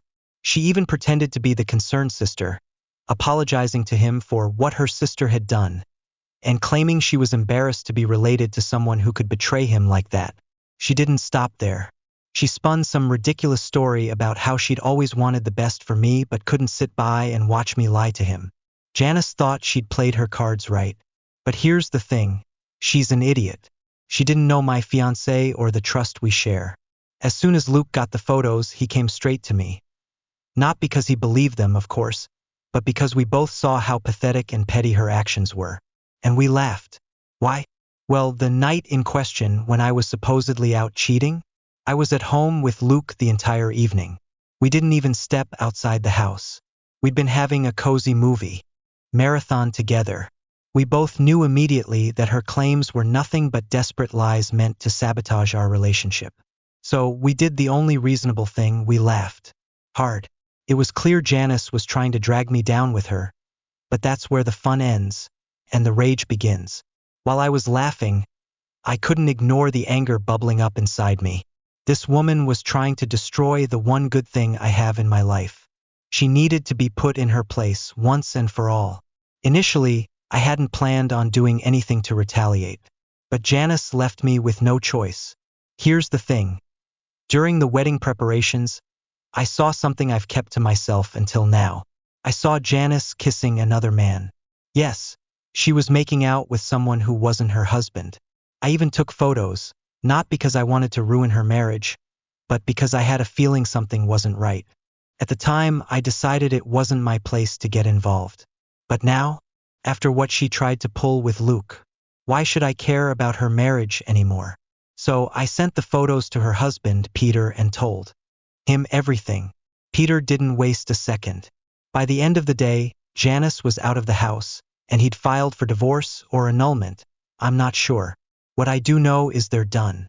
Look, this isn't something I'm particularly proud of. But Janice left me no choice. She started this war and I ended it. Now Janice is practically ruined. She tried to crawl back to our parents, but even they wouldn't take her in. They know her debts would become their problem, and since she doesn't work, they'd be the ones stuck paying for it. They've completely washed their hands of her. As for where Janice is now, I have no idea. Probably staying with some poor soul who doesn't yet realize what they've gotten themselves into. But honestly, I don't care. She wanted to play with fire, so I brought the napalm. Update: for the first thing I want to say is that while my sister Janice has learned a valuable lesson about not messing with me, it doesn't mean she's figured out how to behave decently with the rest of the world. It seems her talent for creating chaos is limitless, and now she's decided to target our parents, not me this time. After her husband filed for divorce, Janice realized she was in a much worse position than she'd imagined. Not only is she drowning in massive wedding debt, but she also needs to find a job urgently just to stay afloat. For years, she lived in the comfort of never having to worry about things like working or managing money. She always had either my parents or her husband covering for her. But now that she's lost both sources of support, she's facing a reality she never thought she'd have to deal with. And this is where things get even more ridiculous. Instead of taking responsibility for her life, Janice has decided to sue our parents. Yes, you read that right. She's suing them. And the reason is so absurd, I promise you'll either laugh or get angry, depending on how you look at it. According to Janice, my parents should have paid for the entire wedding because, as her biological parents, it was their duty. Her logic. Since my parents had her after years of infertility, they're supposedly responsible for her happiness. In this case, her wedding. Yes, I know how insane this sounds. But, in her mind, it's a brilliant plan. Janice is convinced that my parents forced her to take out loans for the wedding, and therefore, they're to blame for her debt. She's essentially suing them to recover the money she borrowed, acting like they're somehow responsible for her mess. I can only imagine the judge's reaction when they read her lawsuit. Honestly, I'd pay to be in the courtroom just to see their face as they try to process this family drama. I can't picture anything other than suppressed laughter at how ridiculous this is. Let's be real here. Janice was the one getting married, not my parents. If she wanted an extravagant wedding, she should have paid for it, or at least made smarter decisions. And we don't even need to mention the fact that if she hadn't cheated on her husband, she wouldn't be in this situation to begin with. But of course, in Janice's world, everyone else is responsible for her bad decisions, except her. The irony of it all? Janice isn't just demanding that my parents pay off her wedding debt. She's also hinted that they should remove me from their will. At this point, I couldn't care less about their will. Honestly, I don't want anything from this family. I've worked hard to build my own life, and I'm happy with what I have, far away from this chaos. So here I am,